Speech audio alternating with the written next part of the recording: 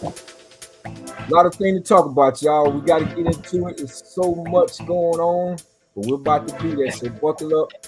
This is a special replay late night smack edition. Let's ride.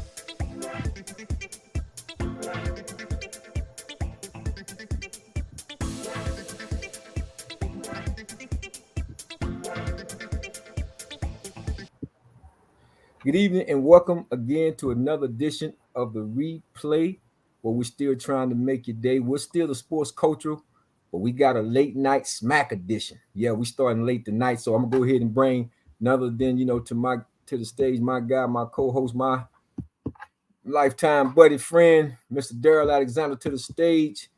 Alexander the What's up? Great. What's up, Pete? We in here, man. We made it. In here. With everything being said, man, and boy, do we got a lot to cover this Man, season. they ain't got nothing else to watch but us now. We're gonna try to get it all in this season, DA. I know we talked about a lot, man. Listen, y'all, before we do anything, we need for y'all to hit the like, subscribe, and share button and that notification button. Because sometimes we may go on different days. We got a lot on the schedule.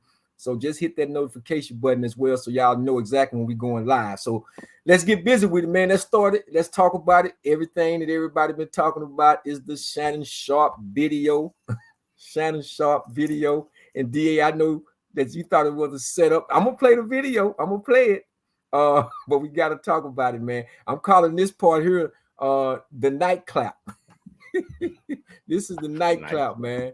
So yeah, this is gonna be the night clap edition of this right here, man. Because a lot was said whether or not if it was a setup or was he trying to do some kind of promotion with this thing?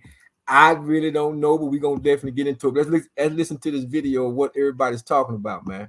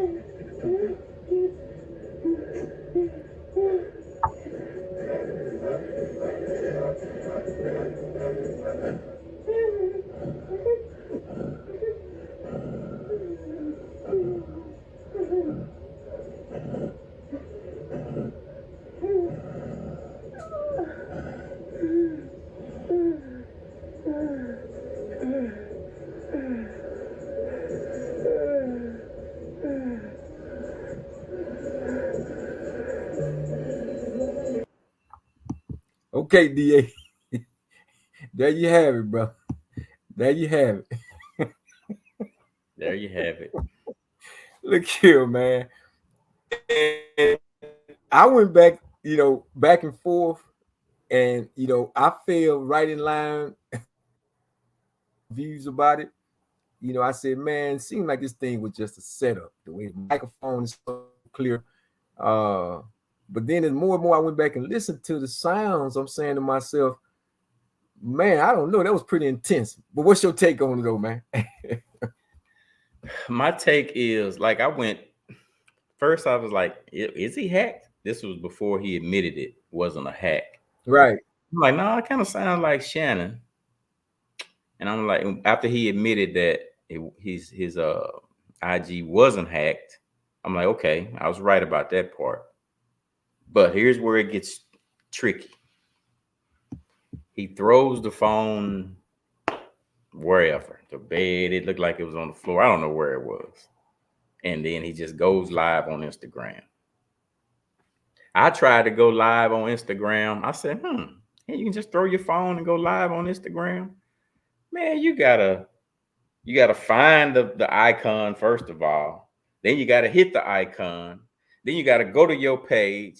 then you got to find live, then you got to click on live, and then you can add a subject or whatever, and then you got to select. It's 5. I literally had to like, wait a minute, where am I? Where is it? It's literally 5 steps, several different steps or more that you have to do to go live on Instagram. So how does dude just throw his phone and go live? Somebody answer that.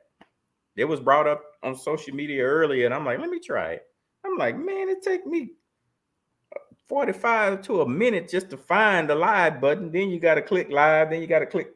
Nah, that's he set that up. I've gone live on IG. You can't do it, Jabril. There's no way you can toss your phone and it can go to IG live. So let me ask you this: do you think that there was a chance that he was already messing with the buttons, doing something with the phone? He said himself that he don't know anything. He's not tech savvy. He said I ain't never been on Instagram Live, which means, I mean, if he had said, man, I was on Instagram and I didn't close it or something, and then maybe it went live when I tossed it, but to just not be on Instagram and then throw your phone and you go live, that's unheard of. You just can't do it. It's impossible to do. You got to go to your account. You got to find live. You know what I'm saying? It's like you can't just toss your phone and go live on Facebook. You got to find. You got to click. It's several steps. Oh yeah, I know. It's several steps that you got to go. It ain't one step just to go live. Yeah, yes. Yeah. So, and I kept, I kept wondering. I said, well, they could have kept talking about with him not being tech savvy, man. Was he what was he doing prior to? Was he on there messing with IG, looking at some stuff or whatever? Right. But like I say again, there are several steps that you got to go through. So for you to be hitting these buttons and like I said, they'll ask you a question like, what subject matter, what topic are you? That screen. Yeah, because I want to actually put up. Now I will say this because I watched the show Nightclap. That's what I'm calling it, Nightclap. I watched it. I watched it. I watched it and I wanted to see how he was going to play it up. That was my whole thing. Either you come clean, and because people can't be forgiven, because people understand. Listen, man, this is a way of life for a lot of people. You just got caught. The situation was unprofessional, and now your business is out there. But he came clean, and he made light of it. Now I found humor in it at certain points. I did too. And I want to get to the video that really had me laughing, man. But let me try to bring that up right quick because I got so many down at the bottom. I don't know if I can actually get to that right one, but I'm gonna try though, DA. Let me see real quick because I thought this is the way. If you're gonna market something, this is how you supposed to do it. This is how you supposed to market. Let me see if I can get to it. Man, Unc is tired of y'all calling him gay.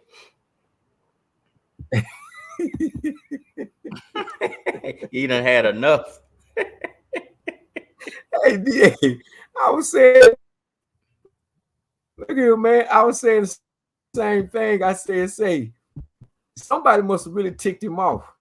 Man, he tired of these gay rumors, man. That pill. So I said maybe they got some working man behind closed door because he went there. He certainly went there. Let me see. The thing about me is, that's we'll you get can't. to that in a second. You just can't be coming from outside and toss your phone and go live. It don't happen like that. It just don't happen like that, dude. No, it just don't happen like that, man. Now, if he said, he could have said, if I would have spent it like, nah, man, I think she set me up, and just never told who it was. Well, whoever I was with went into my phone after I went to the restroom, and you know what I'm saying? I would have done something like that. But that's why I'm like, it don't even make sense what you're saying. That's the only way it could have happened. She did it and didn't tell him. You know what? That crossed my mind too. I promise you, that actually crossed my mind too. I said, now I'm wondering if she did it, but then he defended that. Yeah, he's like, this is on me. She defended. So here's another question I have though, Jabril. Mm-hmm. He said also people kept calling him, FaceTiming him while he was handling his business. Like, how would you know that? If you handling your business, what are you checking your phone every 30 seconds when it rings? Like, is were they calling you on the phone that you were on live on? Like, what is, it ain't making, it just wasn't making sense. Even if you got another phone, if it's ringing, you just turn it off until you're done. He was like, yeah, people kept calling me, and then I finally answered, and they was like, man, people can hear you. What do you mean hear me? They can hear what you're doing right now. Right? He right in the middle of it. Mm-hmm. And he's getting, it just ain't making no sense. Well, you can hear the phone ringing. Oh, I didn't hear that while it was going. He must have had two phones then. See, now listen to this right here. Man, y'all stop reaching out. I know what y'all trying to do. Y'all trying to look who I follow and who follow me and try to put two and two together. Y'all involving people that ain't got ish to do with this. Mm-hmm. Y'all not gonna figure it out. Right. Y'all not. Right. But what y'all can do, y'all can get on this row.co/nightcap and get $15 off your first order. That's what y'all can do. Now see, DA, that right there was that was how you supposed to respond.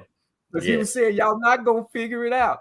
But what you can do is but I knew, see, that's the whole marketing strategy. I knew he had to been thinking to himself, okay, how can I, reverse this?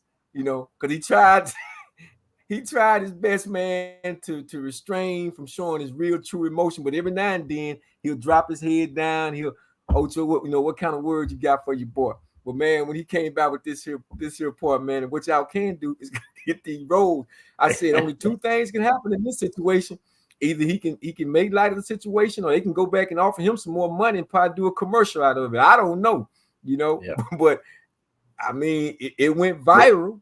And even if it's a hoax, even if he set it up, that's taking a risk, man. Like with your real, you don't want to take a risk on your losing ESPN and your sponsors. I don't know. I wouldn't go that far with it. I just put it that way. If I want people to get off my back, I'd do it a different way. No, and you're right about that. But that's one of the reasons why I say, when I go back and listen to Shannon Sharp and Nightclap, I can't even say Nightclap because everybody kept saying Nightclap. I go back and listen to it, man. I'm honest. If I'm honest, I have to, think that I don't know how. Again, I agree with you on this, DA. I don't know how he could have said his phone that he threw on the bed and just came on. That I don't get. But I don't know if it was a publicity stunt, to go viral, whatever the case may be, because it's like the intense noise that I'm listening to and the breathing. He done some hell of an acting. I mean, if that's the case, man. Wrong. No, I don't know. And I think I don't think he was acting. Yeah. I ain't saying that. I'm just saying he set it up. I ain't saying he was faking it. He just set it up. Okay. Yeah. Yeah. He just set everything up. But to your statement, why would he, risk the, you got ESPN, just signed a brand new contract. They do have stipulations in the contract as far as moral clauses and stuff like that. So unless this company paid you some heck of a money, or maybe he looked at it as something prior to. I mean, I really don't know what would be his reasoning if he did set it up. He's just tired of hearing the gay rumors, man. That's it. Well, I tell you what, man. And I think I said to you earlier too, also, that it was supposed to be some inside information where he was supposed to lost a job, but I don't think they officially came out and said that yet. No, I heard they're gonna let him slide. They're gonna let him slide. That's the latest I saw. Okay, because I know Willie D was on his deal, and he was talking about some inside track information saying they was supposed to be firing him. But then I did with you. That's what I heard a couple of times, that he was. And that's another thing too, D. I wonder, did he check with his attorney to see if he could pull this off? And you know what I mean? Check with your attorney first. If I did this, set all this up, is there any way do I have an ironclad contract with them a moral clause, whatever, any way that they can fire me. I thought it's about more that to too. it. It's definitely more to it. Yeah. So let's go into the comment chat, man. We got Sway, man. We got my kinfolk Sway. He told me I need to see that woman he was with, so-called with. Say she needs to surface, and I mean fast. I gotta bring him on the show one day with us, man. Yeah. He said he told me also, if you going live and your phone ring, it will end the live period. That's what I was That's thinking. true. Unless he got two phones or something, man. Yeah, I need to try to bring it. I need to probably listen to that video again, because I know when I listened to it, I heard some ringing, man. And again, if he said all this stuff, man, he must have checked with his attorneys or something, man, knowing that he wasn't gonna be able to get fired, because I don't know, it's crazy. But he went viral with this thing, and everybody was talking about it. And I guess he wanted, like you say, quiet all the rumors, DA. So I guess all we can say, Shannon Sharp, Unc. They talking about you. Yeah, they talking about you. But last thing I'll say this though, the irony is this too though, because we be talking about that professionalism. I say, you see, you were just getting on Chad Ocho, and this is how God would work now. So be careful what you ask for. So I thought that was very, very interesting too. But anyway, you got it out there. It's out there. Everybody's talking about it, so we had to talk about it too. Now, turn the page real quick, man. Sad news. We heard about it, man. Actually yesterday and a couple of days ago, we know we lost James Earl Jones, and then we lost, man, one of the baddest soul singers, man, ever hit the stage, graced us with his presence, man. All the R&B recorded hits. I mean, love this guy, man. I met him personally, but we're gonna talk about the brother Frankie Beverly and Mays. But this is James Earl Jones, one of the greatest actors to ever grace the stage. And DA, I didn't know this about James Earl Jones, that he was kind of vilified from some of the things that he had said back in the day regarding Anthony Quinn, who was supposed to play a part of a emperor who used to be the emperor of Haiti. I think his name was Henry Christophe, was his name. And there was a bunch of things that was being said about Anthony Quinn playing that part, because if you know the history of Henry Christophe, he was a brother. He was a black man. And back in 1972, they tried to put James Earl Jones kind of like in an entanglement and get him to say, lean really towards one way of saying that he shouldn't take on that role. Of course, that's what the African American community was talking about then, and then the white community was sitting back waiting, because I think his wife, if I'm not mistaken, she was Caucasian, so he had to kind of walk that line. But he did a heck of a job, man. Yeah, James Earl Jones. Yeah, if I'm not mistaken, yeah. But he did a great job in balancing that, because they wanted him to lean one way, man, and I liked his response to one of the questions that was asked of him when he went on back then it was called the Dick Cavett Show, and he went on there and he told him, he said, I don't have to condemn Anthony Quinn, Tony Quinn. He said he will condemn himself if he don't meet certain criteria to play the role. If he don't meet certain criteria to play the role of Henry Christophe, then he's going to condemn himself. And I like that answer, so basically, he wound up later on being banned. That's why you never saw him really do too many any more interviews. But James Earl Jones, man, you can't take away this guy's talent, man, and what he brought to the culture, and some of the barriers that he helped also break down. I think I loved him in the movie Claudine. I remember in the movie, all-time favorites right there. Yeah, Claudine, heck of a movie, man. And then he did the movie. Of course, we know he did play the part of Alex Haley in Roots. And then in one of my favorite movies of all time, man, A Piece of the Action, man, when he played the police officer with Bill Cosby and Sidney Poitier. So, and of course, I guess he had his last cameo in the movie, The Second Coming of Coming to America. So So Yeah, that shouts voice, out, man. man, to It's that voice, man. A lot of people don't know. I mean, they knew he played Mufasa. He was the voice of Mufasa. But a lot of people didn't know that he was that's voice of CNN, where it goes, this is what are you, CNN. That's James Earl Jones. Darth Vader, Darth Vader as well. CNN. But he yeah. Yeah, Darth Vader. Whenever you hear him, Okay. whenever you hear that music and whenever they play this is CNN, that's him. Oh, CNN. Okay. Yeah. I probably paid. Yeah, that I probably didn't pay that much attention to. But yeah, man. So our condolences go out to the Jones family. Again, James Earl Jones passed away at the age of 93. Lived a very good life, and we wish him, his family, nothing but comfort. Meanwhile, again, we mentioned the brother Frankie Beverly. Man, what can you say, man? I wish I could play the music right now. I was just gonna have me an all day Frankie Beverly uh concert. You know what I'm saying? I mean, man, we could what's talk your the whole favorite? school about it. My favorite song, man. This question was posed, man, and I responded. And don't get me wrong, you start talking about shoes, golden time of the day, Oh, that's silky mine. soul.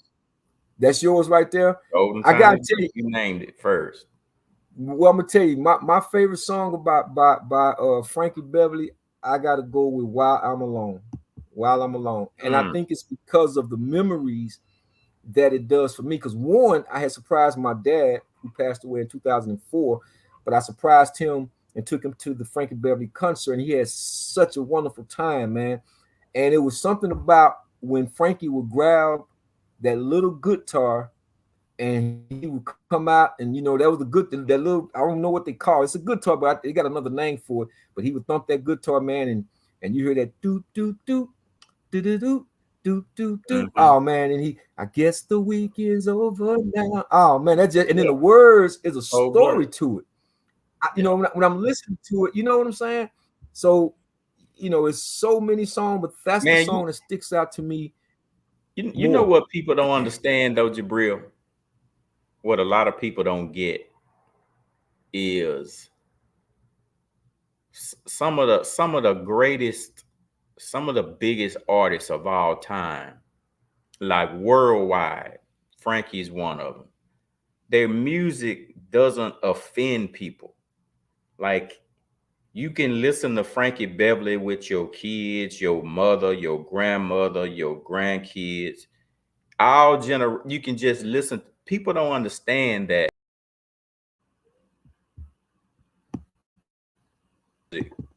when you can just play your music without worrying about it offending anybody. Like, you could play Michael Jackson anywhere. You could play Frankie Beverly in the church if you wanted to. That's how you get that love, man. Nobody want to hear, how you done bent somebody over and all these F-bombs. And man, people just don't get what the key is. That's the key. That Frankie Beverly, man, that's why his music lasted so long. He didn't offended nobody. Everybody went there knowing it was gonna be a family atmosphere. They about to have a good time. You can, once your kids become of age, hey, let's go see Frankie Beverly. You can't do that with a lot of these artists now. It's like, I don't want my son hearing that. I don't want you know what I mean? It's just offensive. So you gotta have that key element, man. And most people don't even start out with it. And they kept it the whole 50, 40, however many years he was with Maze. Like, that's what it was. It was good, clean music, and people enjoyed it for decades. Yeah. Well, you mentioned, in that statement, the key. That was the key. And one of the songs was "Love Is the Key." And he talked about those things, the thing that helped advance and move the culture. I remember one concert, man, I was at, and I mean, he stopped dead in the middle of the concert because some of the brothers and sisters was trying to get closer to the stage, man. Because everybody, you go to a Frankie Beverly concert, man, and Maze concert, man. I mean, you're gonna have a party, and people trying to get close to the stage, man. He saw what was happening, man. He completely shut it. She say, "Stop!" Like, "Whoa, stop!" Man, he looked at security. He say, man, get back, man. Get back, man. Let my people come up here and say, man, I just had chills go down just running through my body, man. When he did that, and And so again, you know, I recall when I had a chance to first meet him in 2005. Had a good friend of mine named Sam. He owned the #1 jazz club in Houston called Red Cats, and he had called me. He said, "Hey man, you know Frankie gonna come through after the concert. You might want to come through." I say, "Really, man?" I say, "Serious?" I said, "Oh man, I'll be there." Shoes, man. I'm telling you, man. I was sitting in the booth, and people just kind of waiting on him. And when he came in, just a humble brother, man, came over to by my booth, and I mean, I had to reach out, and he stopped him, man, shook his hand, and man, and it was such a great feeling, man, to finally have met him in the environment in which I did. But he was a humble, honorable brother, man, and I can say that personally, man. But you know, he never let me down. I mean, yeah, we understand that as he got older, he started losing his voice. He had the throat cancer. These things were talked about, but people came out. I just saw him when he came. What was 2 years ago? So I saw him when he came to over in Fort Worth at Dickey's with Ronald Isley. So I'm glad I had a chance to see him. But people still came out and they all white and was still showing Frankie love because he gave us so many great years. So, man, I'm so glad I was fortunate to have a chance to meet the brother, man. And like I say, he never let me down because when Frankie was on, when you're talking about in the 80s and the 90s, man, he sounded just like the album, man, or the CD. Those of y'all who don't remember albums and CDs, he sounded just like it. Frankie was one of those who could just walk the streets alone, man. You know, a lot of stars can't do that. No, a lot of them can't, man. So, you know, again, man, to you know, to his family, man, to the Beverleys and all the people, man, that went to the Essence Festival, even when they was making a transition, you know, and he spoke that, you know, that wouldn't be the last time. I feel like he didn't want to leave the group. But with the situation being what it is, I think they recognized some things too, and they knew that it was always about the music. And I will say, you know, because they was talking about a lot of that. I said, yeah, you know, you got to give, you know, when Junebug, one of the co-founders of Maze with him, passed away. I think that was because you had Junebug and you had I think the guy named Lee used to be the Asian guy. He wound up moving back to I think he was from Asia. He wound up moving back. This was years ago, but it was always about the music. But like I told him, man, you can't separate the two. You can try to go get another singer, as they did with I forget the brother's name right now. I played Lakeside. No, it's the brother Chris Walker. They went and got Chris Walker, and he played a couple of concerts without Frankie. But you can't replace Frankie Beverly. Can't replace irreplaceable, man. No. Bands do it, but it's not the same. No, it's not the same. It's definitely not the same. And I thought about this too, though, dear. I said, yeah, you know, the music has a lot to do with it, but you cannot separate the two. That would be like, you know, trying to put your shoes on without any shoestrings. The two go together. And, you know, people love the music, and we jammed, and we Before I Let Go, and if I were them, man, you know what I would do? Some of my shows, I would just let some of those songs play with his voice to it. Like, hey, man, well, this is how Frankie did it. Like some of those songs, just let him play with his voice and let the people they'll go wild, man. Play the live instruments. Yeah, that's the way you can keep it going. Let him sing. Put him on a video singing those songs. They could do a whole concert like that. I guarantee you. Well, I tell you what, I hadn't heard anything from the band, and I'm quite sure they probably have made a comment. I'm quite sure. I just haven't went and listened to any of it, but I kind of feel like the way the thing was kind of handled. If you go back and watch the Essence Festival, and you know, Frankie was sitting over to the side, and they played and everything, and the new guy who was supposed to take over, it wasn't even Chris Walker on this one, it was another guy. So Frankie was sitting over there to the side, and they let him come out and have his moment. But I was still kind of like, I don't. If this is gonna be his last time playing with this particular group of men or this band, I feel like he should have sung something, even if he, you know, if his voice wasn't all the way what we have known Frankie, you know, voice to be. But again, go back to what I said earlier. He's given us so many, you know, moments, man. So many moments. I mean, you could sit down right now, man, and just play a Frankie Beverly song, man, and it just conjure up all these memories, man. And I just don't know. Again, it's no irreplaceable. He's irreplaceable. There's no replacing him. So it is what it is, and we'll continue to honor him through the great music that he laid. But it was just interesting though, DA, and I'll say this again. It was just interesting that no soon as, and I posted this on my page, but no soon as he stopped singing, music, the way it went down, it reminded me kind of Joe Paterno when they kept saying he's 80 years old, a man should leave Penn State, blah, blah, blah. As soon as that man stopped coaching, he passed away. This is kind of reminiscence of that right there with Frankie Beverly. That's why I say love what you do and do what you love, and you'll never work a day in your life, as they say. So again, shout outs, man, to Frankie Beverly. He will be definitely missed, but the music live on. So DA, we got to transition right quick, man. We had something to talk about with the debate. It's so much, like I say, so much to talk about. But let's talk about it and get this thing out the way, man, about these dogs. This shouldn't take long at all right here. Now, DA, I gotta say this, and I don't know how many videos I had put up on this, but I'm gonna try to pay the ones I can, because one of the things I was asking people to do, I was asking people to fact check.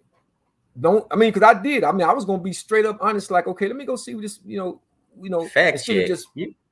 We're talking about Donald Trump. How you fact check? Ain't no facts to ever check. We got to fact check. We got to fact check. We just okay, let's fact check. Without having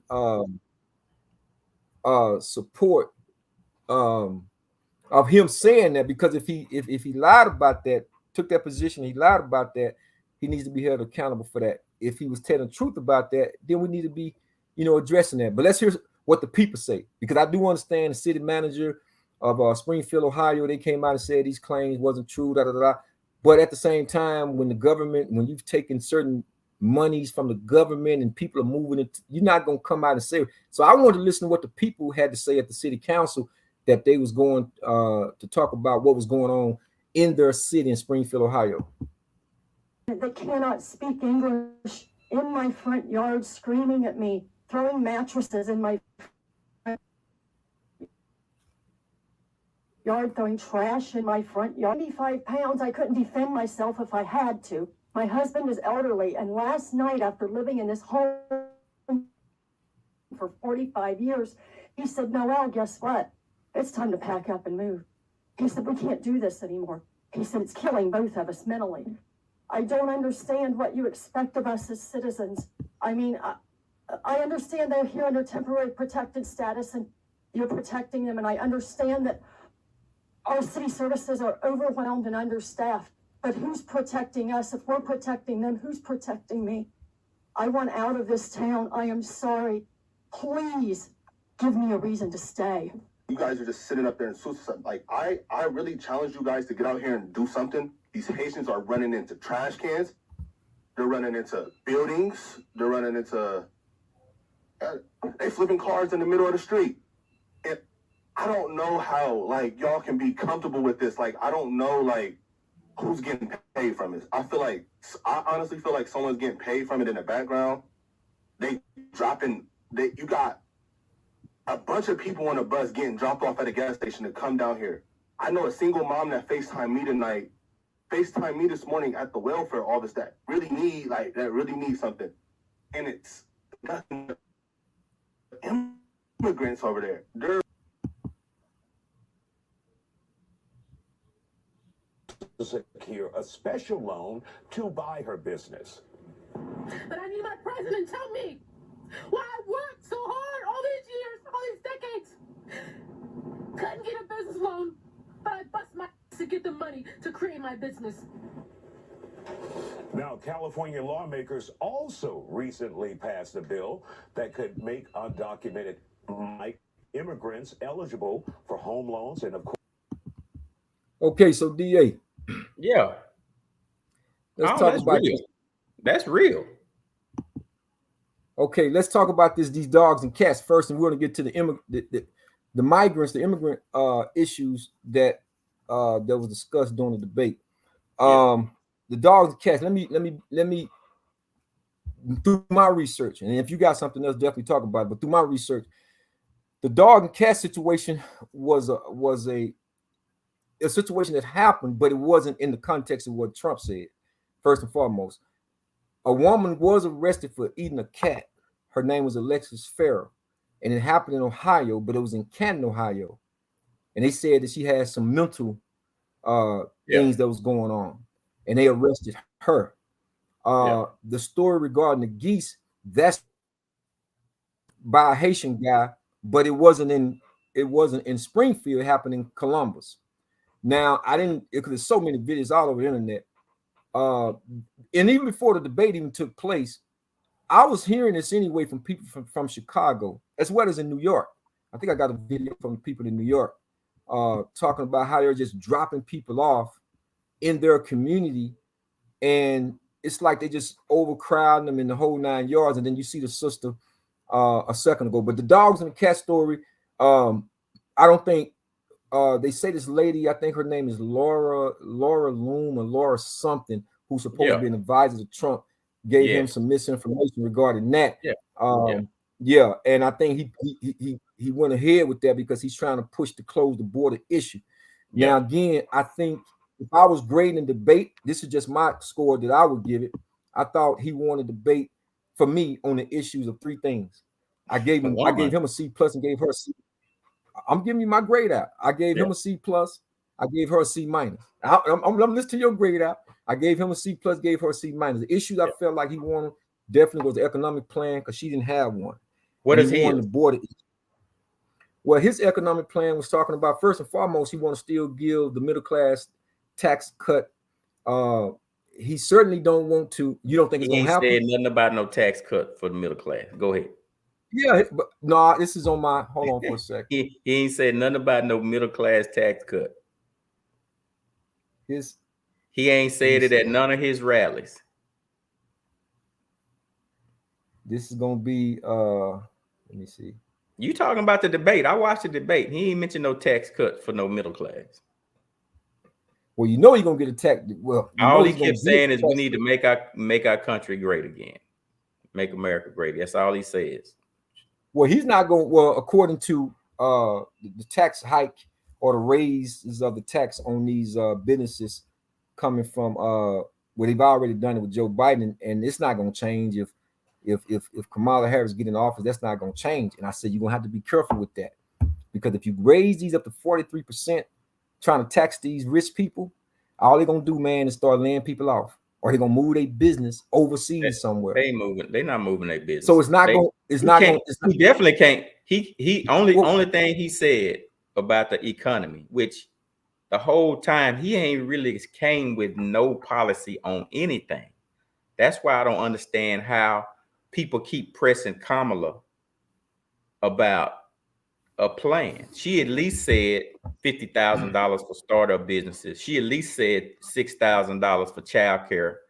You know, she at least came up with something. We stopping these corporations from price gouging, you know, for about when it comes to groceries. And she at least said that. He said absolutely zero. She said it, but you know, the first time that you gotta say something about her, the first time he said it, she didn't respond to it. Yeah. The first time he said it, she didn't respond to it. Later on in the debate, she came back and said, we're talking about giving $50,000 to 6 million. I think it was 6 million people for new startups. No, she just said small business owners. Now Trump talked about Mexico and the jobs and the manufacturing of the jobs in Mexico, that he wanted to bring those jobs back over here. Again, his tax cut is going to be for the rich because the rich is the one who create jobs, and that's not how you do it. That's not how it's done. Well, listen, if you and I can solve this, then we need to run for president. Yeah, we can't solve it. On for years. We can't solve how to solve the issue. I ain't saying that, but you don't. It was more like she said, you build from the middle class.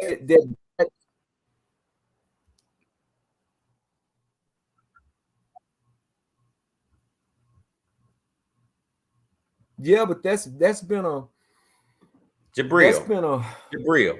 a long I'm trying to figure battle. out. It's been such a delicate. It's been a delicate balance to try to But build Jabril, from the middle. Because you and I both know that the middle class takes the most tax hits out of anybody because they don't have the write-offs. They don't have the write-offs. Jabril, it's so many. I can't even tell you, but it's so many. Like just allowing people, uh, just student loan debt. You know, that's huge, man. To middle class people, black people. You have no idea how many benefits I got from the Biden administration, or just it may not even come from him. It could have come from the House and the Senate, whatever. But under his tenure, Trump inherited a very good economy that was on the way up. Without him, he didn't do nothing special. He ain't even smart enough to do You think anything you think special. that, let me ask you something. You think the economy, we was in a good place under 8 years of Barack Obama? You think the economy was on an Yeah, incline? it was Because good. what Yeah, happened? you must Okay, forgot let me when we ask you. got it. It was Now a close to depression in 2008. You must forgot that part. yeah, So no, that was the trust worst me. in There's history. no That way for me. Is no way for me to have forgotten it because I lived it. Economic downturn in the housing market. Trust me, I lived it. There's no way for me to have forgotten that at all. I'm right. simply saying when they start putting out all the regulations, which one of the great things that Trump did when he got into the office, he started deregulating things, the stuff, these watchdogs, the consumer groups. People wasn't able to make money anymore. Now, did they want to really lean on Wall Street? A lot of stuff that they was doing, especially with some of these loans that they was putting out there.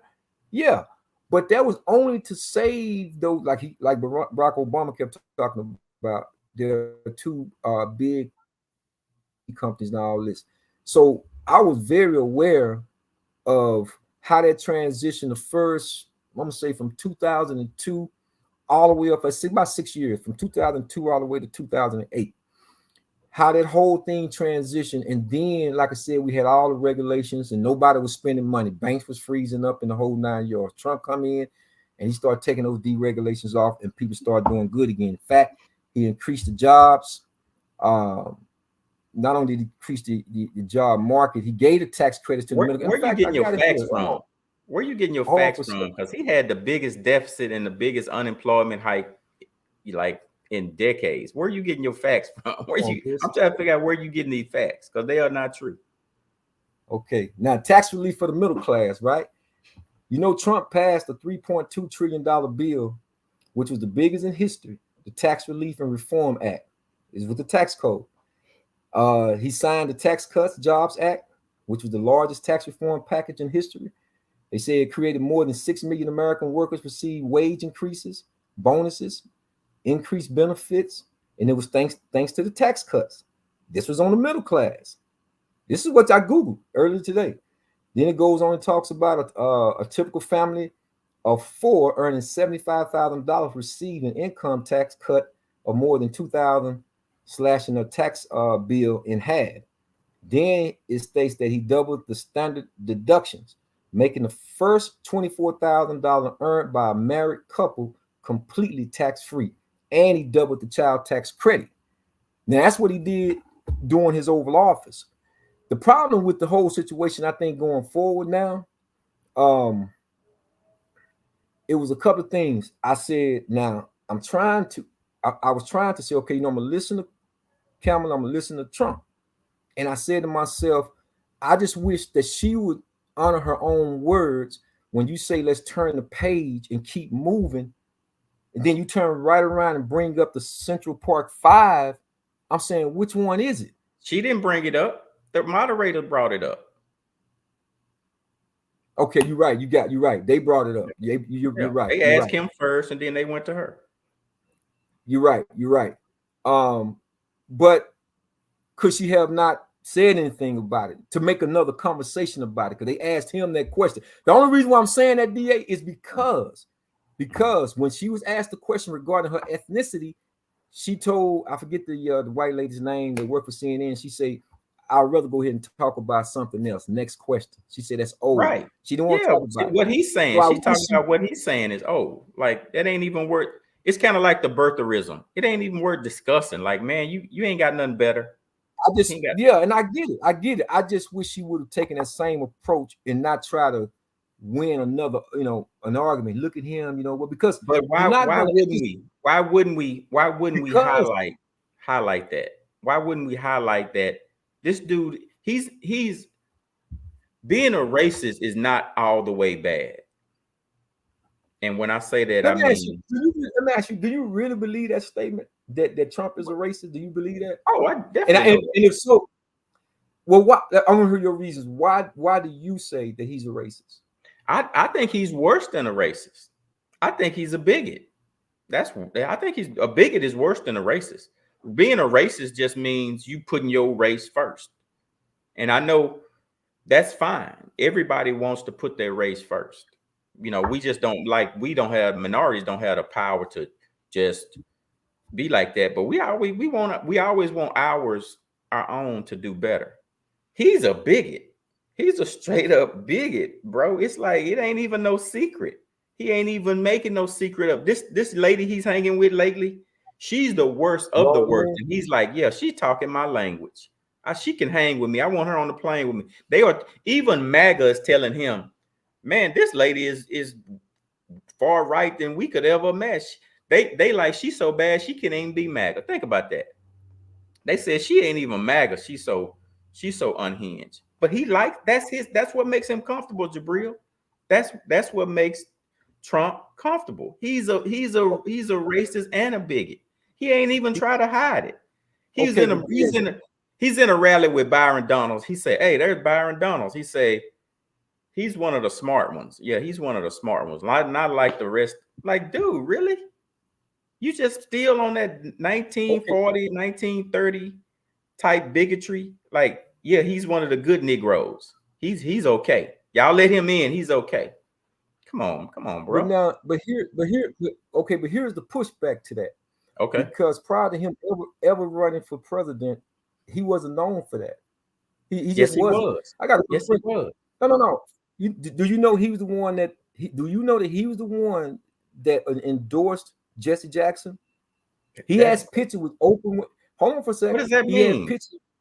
That don't mean I'm nothing. Saying Trump wasn't. He was the same one got sued for not renting to black people. He said ain't no nigga gonna ever hold his count his money, and he told his managers of all his properties, do not rent nothing to black people, and he was sued and lost. That's a public record. That's public record, bro. I read two of his books, The Art of the Deal, and I forget the other title, but which he probably didn't even write. Okay, guarantee you didn't write. Okay, well, the language and so forth that he used in talking about biddings and how to get business and deals and stuff closed, it seemed like that was very strong language, very conventional language. But again, I've never read any of that. Now, that's some of that surrounding his father, Fred. But as it relates to Donald Trump, I've never heard that. This dude was in just about almost all these rappers' videos. They got pictures with Oprah Winfrey. Al Sharpton was sitting there hugging him, and he endorsed Jesse Jackson. He was never. So does David Duke. So does Ronald Reagan. So does come on. David Duke. All of them. David Duke ain't never been in a hip hop video ever in his life. Ain't even been close to it. Right. It was back then we didn't know what we knew now. Like we know more about him back then now than we did before. Remember, it wasn't no social media. That stuff was in the courts. How are we going to know that? How are we going to know he don't rent to black people? Then he places the ad for the Central Park. Well, again, I would like for you, because I read both books and I don't even see information. Now again, filed bankruptcy like 12, 13 times. So how smart are you as a businessman? But DA, they listen, George, you know who George Soros is, right? Mm-hmm. Sam Zell. Even Warren Buffett, if you really, some stuff is made and it's not for public record. They created the bankruptcy because that's the loophole. We just didn't know about it. and they use the loopholes and the tax holes for themselves. So they understand Supreme Court landmark cases like Heavenly versus Gregory. They understand these ways to get out of certain things and file bankruptcy and start a business all over again. We just got to get financial literacy and learn it. Jabril, he's a con man and a thief and a crook and a bigot and a racist. I don't know how your conscience allows you to side with him on anything. Like, forget about a tax. Anybody can cut taxes. But how does his morals align with you? That's what's surprising to me. Forget the other stuff. Okay. I know you usually roast people for stuff like that. Hold on for a second. Hold on. But I'm asking you a question. Okay. Is he running on morals, or is he running on being a chief executive officer of an incorporation? Because, and here's why I'm asking the question. Mm-hmm. Because if we're talking morally, hold on for a second. Yeah. If we're talking morally, then I can go down the list, because William Bill Clinton, he got head in office according to Monica Lewinsky when they was trying to impeach him, right? We know that John F. Kennedy had an affair off of Jacqueline with Marilyn Monroe. Yes. And we don't even, and if they'd have had social media back in 1800, Thomas Jefferson, and he got slaves, slaves and everything else. I agree with you. So when we're talking about okay, so I'm saying, looking at it, and remember, let me my position again, as I tell it.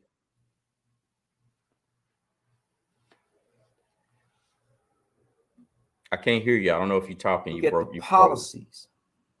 If Kamala came out and said, okay, this is what we're going to do, X, Y, and Z. Her policies is for those who are trying to start business like me, you. I'm a businessman. You're a businessman. And I look at that, right? I'm going to look at the money policies, the economic strategies. I'm going to look at the healthcare part of it, and then the Department of Education. What are your educations teaching to our young people as we move forward? Now, who you go behind closed doors with, or who you select to be with, or what you've done. See, I don't have a rock to throw at that window. I'm just looking at it from the standpoint as far as us, and I think we both agree on this. You said what now? I said you just threw that rock. No, what I'm saying. Well, I brought that. Hold on, I brought that issue up because you was talking about the morality of Trump, and I'm making it. And I don't just mean that apples to apples. That it's not. Look, when a man mocks a handicapped person on national TV, something's wrong with him. When a man on video or audio says he sexually assaults women, like that's what he does. Like, yeah, that's you just walk. He's just openly discussing this kind of stuff. When a man talks down on veterans because they've either gotten killed in a war or they were captured in a war, something's wrong. Something is wrong with this dude, man. Mentally, he's not Jabril. Let me ask you. He's everything. He's everything that you just against. Was that before? Wait a minute. Hold on. Was that?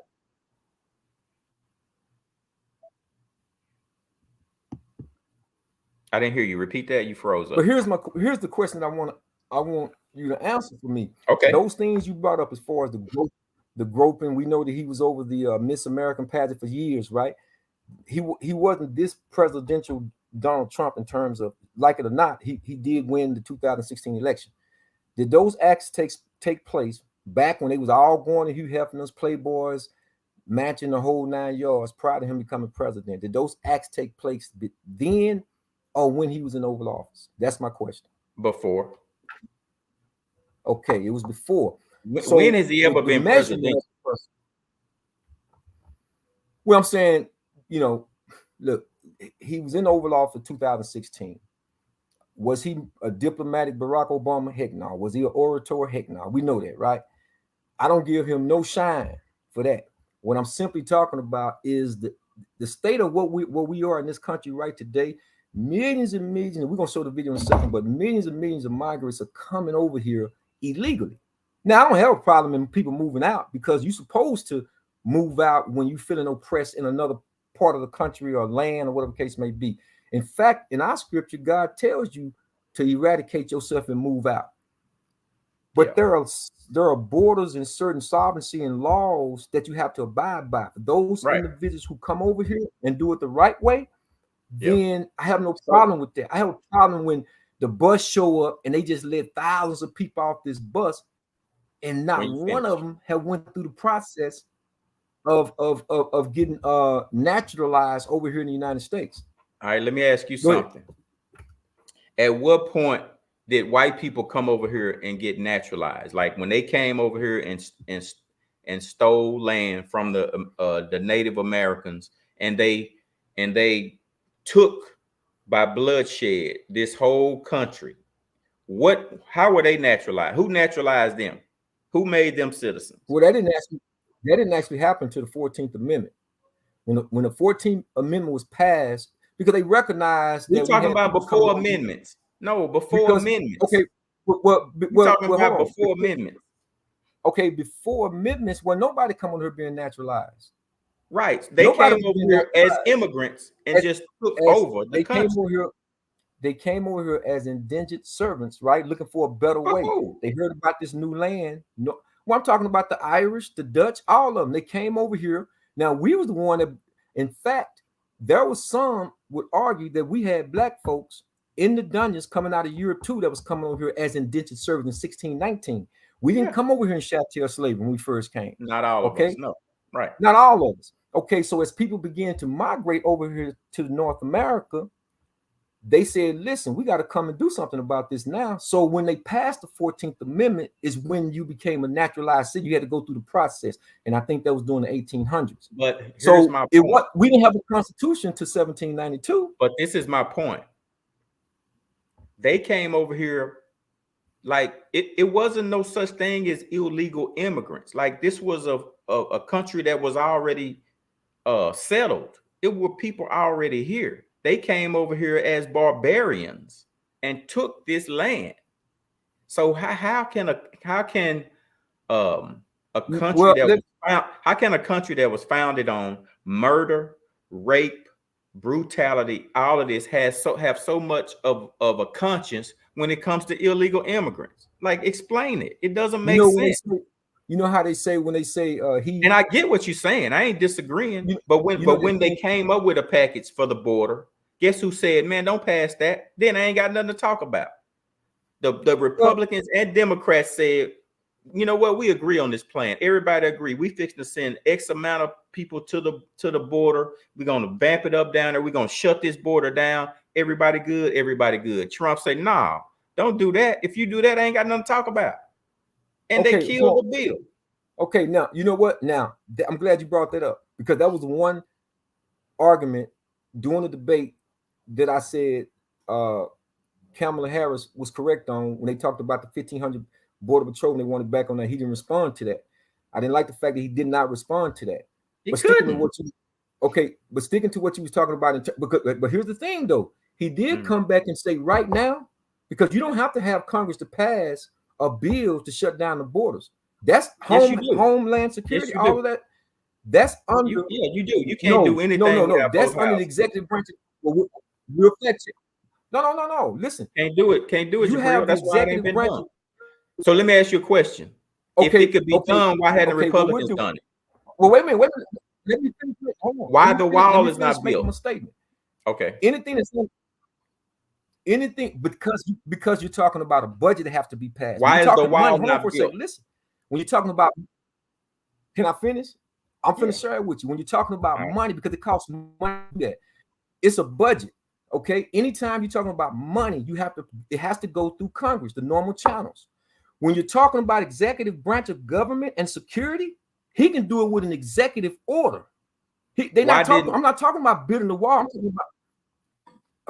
Hold on for a second. I'm not talking about building the wall. I'm talking about, hey, pick up the phone, shut the border down. He can do that. But there's no such thing. Like they can come in. Jabril, you can't shut a border down. Okay, you know about wide. You can't shut it down. That's why Trump said he wanted to build a wall. Fine. Okay. You can't shut a border down. Now, their budget, but hold on for a second. What I'm saying is we understand that the walls are not long enough to cover, basically from coast to coast, even though we're not talking about East Coast, West Coast. The wall is not built. If we was talking about finishing the wall, then that has to pass through Congress.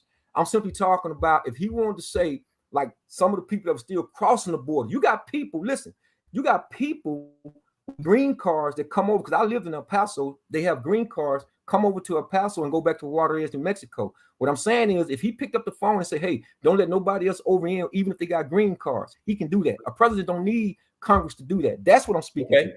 I'm specifically speaking to that. You can definitely do that, but that does not stop people from coming across the border. That just stops that entry port, entry point. Right, the border is that's not so many thousands of miles long. It's people gonna be coming. You need bodies if you're gonna try to. You're never gonna shut it down completely. Listen, I'm not in disagreement with that.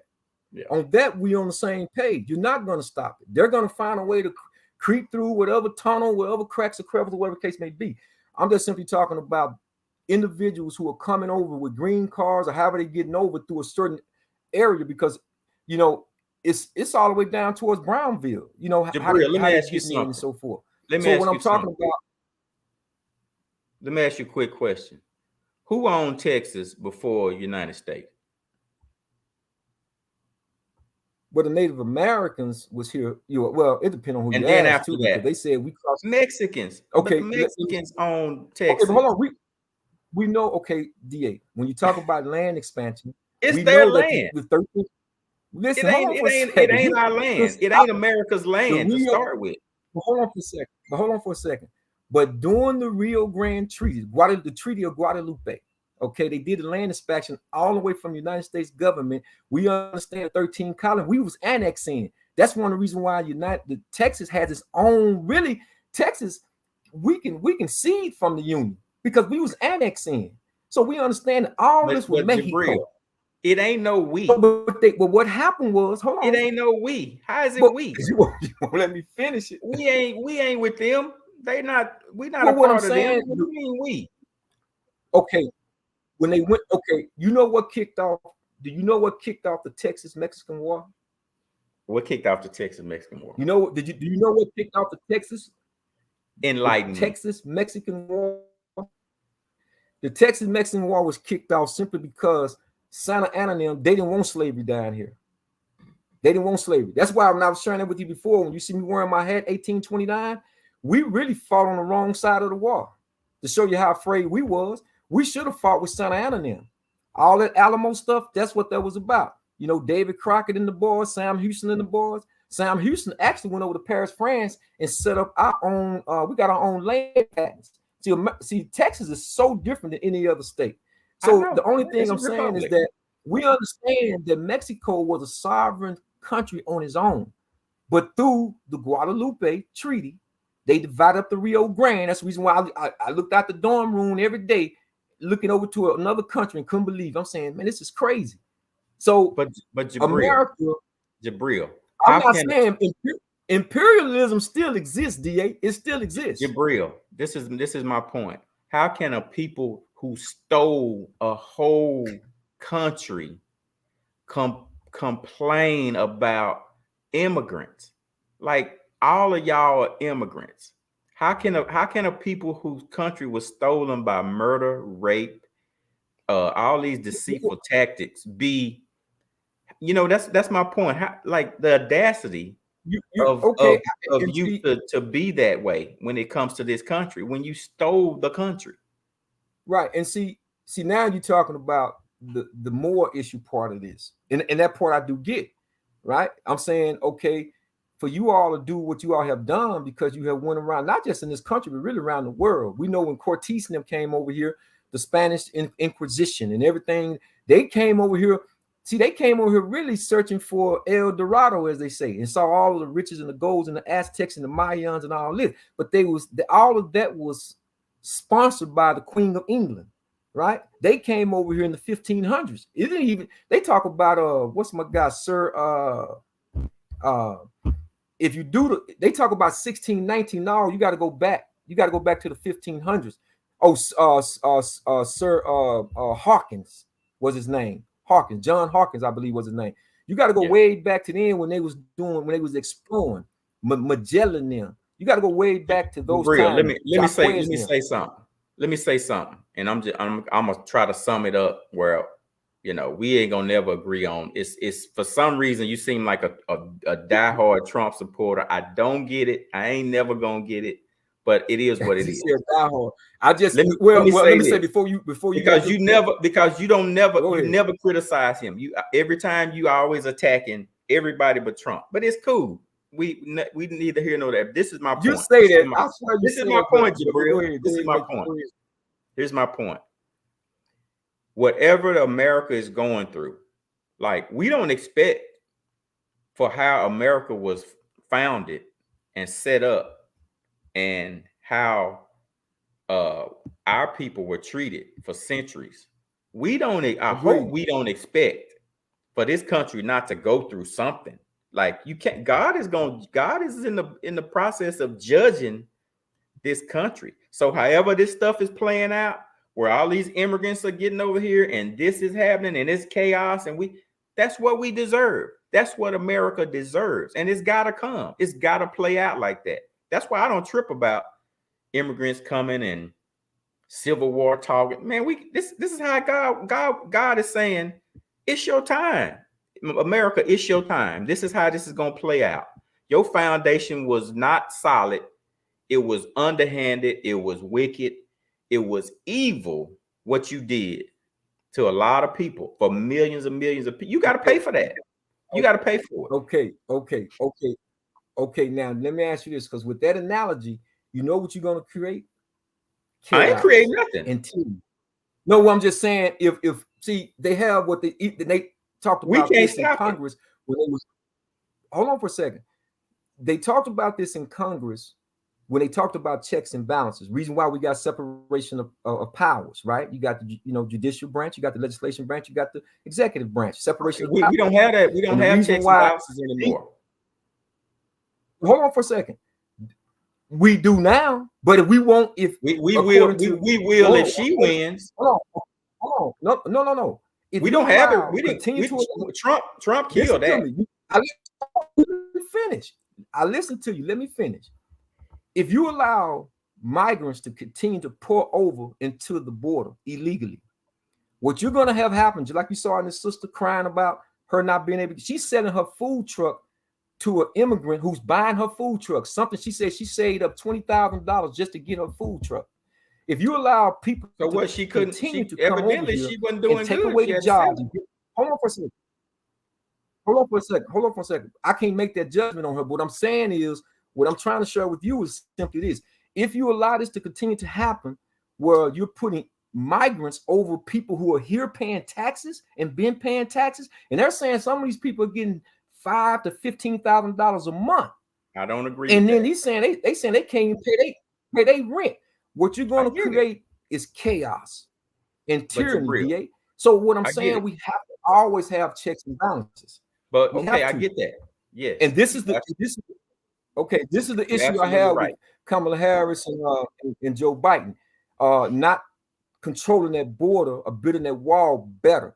Again, if you come over here the way so many of Hispanic brothers and sisters who've come over here, if you do it the right way, because every country has that, whether we like it or not. Look, if you study Ethiopian history and Eritrea, they got a border system right there. When that country was all, and you're talking about dark-skinned people. These are black people, sunburnt people, and they call themselves Ethiopians and Eritrea, and they got a border. So what I'm saying is, you got it everywhere. But I don't disagree, even though that's my take on it. I don't disagree with what you're saying. You gotta have policies to stop. You can't just have people. You can't have open borders. You just can't. But I'm saying, when the one time almost in the history of politics, both parties agree that, you know what, we think this will work. We finally agree on something when it comes to that border. Let's sign it, get it done, and let's fix our border. When we finally do that, this one person calls up and says, do not let that bill pass, because I would have zero to talk about. I want to be the one to say, you know, that's selfish. Everything about the dude is selfish. He don't care nothing about America. I think All he cares but I about is think he cares about himself, and my, he don't care about Americans. That's just, we just got to well, call it. I think on that bill, because it was more about adding border He patrolmen, stopped it. 1,500. He stopped the bill. Yes. Yeah, I agree. Yeah, he did. So what are Because you trying to stop? Are you trying to stop the problem or not? No, what I'm saying is it didn't include, and I can fact check this later on, but I don't think it included them still continuing to build a wall. They were just talking about adding 1,500. It wasn't about building a wall. Border patrolmen. No, you can't build a wall. Okay, and I think that's why I think that's why he was killing it, because he wanted that wall built. But we can fact check that. But listen, he should have built a wall when he was president. Well, that was the next step, but we had the COVID. He said Mexico was going to pay for the wall. So we had a lot. Well, listen, he's going to build it when he get back in office this year. How about you that? Can't, but I'm saying you can't physically build a wall on that terrain. But yeah, man, well, I don't know what they're going to put up. They want to build something. I mean, I don't know. I mean, I'm not a what they call the military when they doing the terrain building and all. I'm not into that part of the development of it, but however they engineering. Yeah, the engineering aspect of it, or however they do the excavation part and see. I know it's a slippery slope. You can't do it. You can't physically build. Well, they might have to build it up.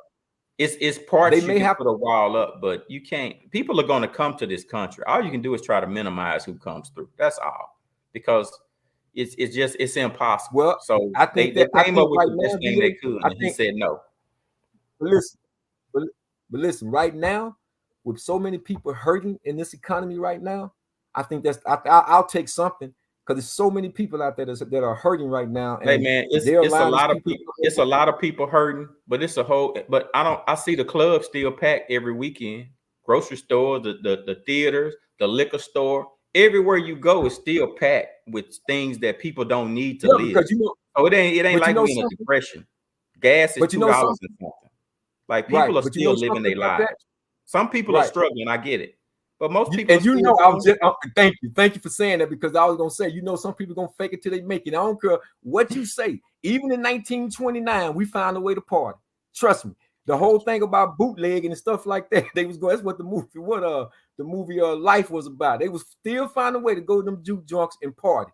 That's just a part of the whole thing. When it comes to us, we gonna still find a way to party and entertain ourselves, because as one brother said years ago, what is when people say, well, we're in a depression.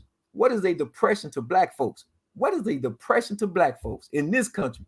None of us should be depressed, because we done been through the highs and the lows and the highways and everything. It's gonna play out how it's supposed to play out. It's all God's will. So I don't get too out of shape about anything. And if Trump is back in office, he's supposed to be back in office.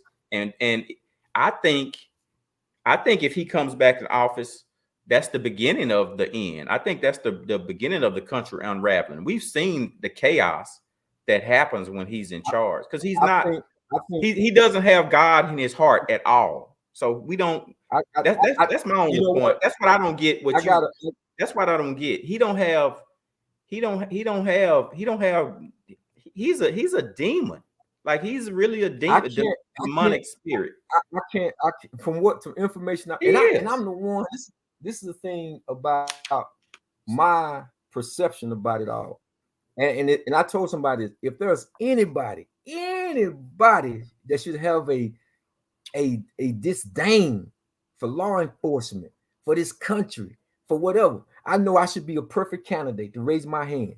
And yet and still, I persevere and I go on, because I just see something. It's kind of like I told a brother, man, years ago, I can give you the same Webster dictionary. You're going to come out of it what you're going to come out of it with. I'm going to come out with it, because we're not eating from the same plate. I just see something just they say only 5% of the world truly understand, because all of them are figureheads. Let's get that out the way. All of them are figureheads. Let's just call it what it is.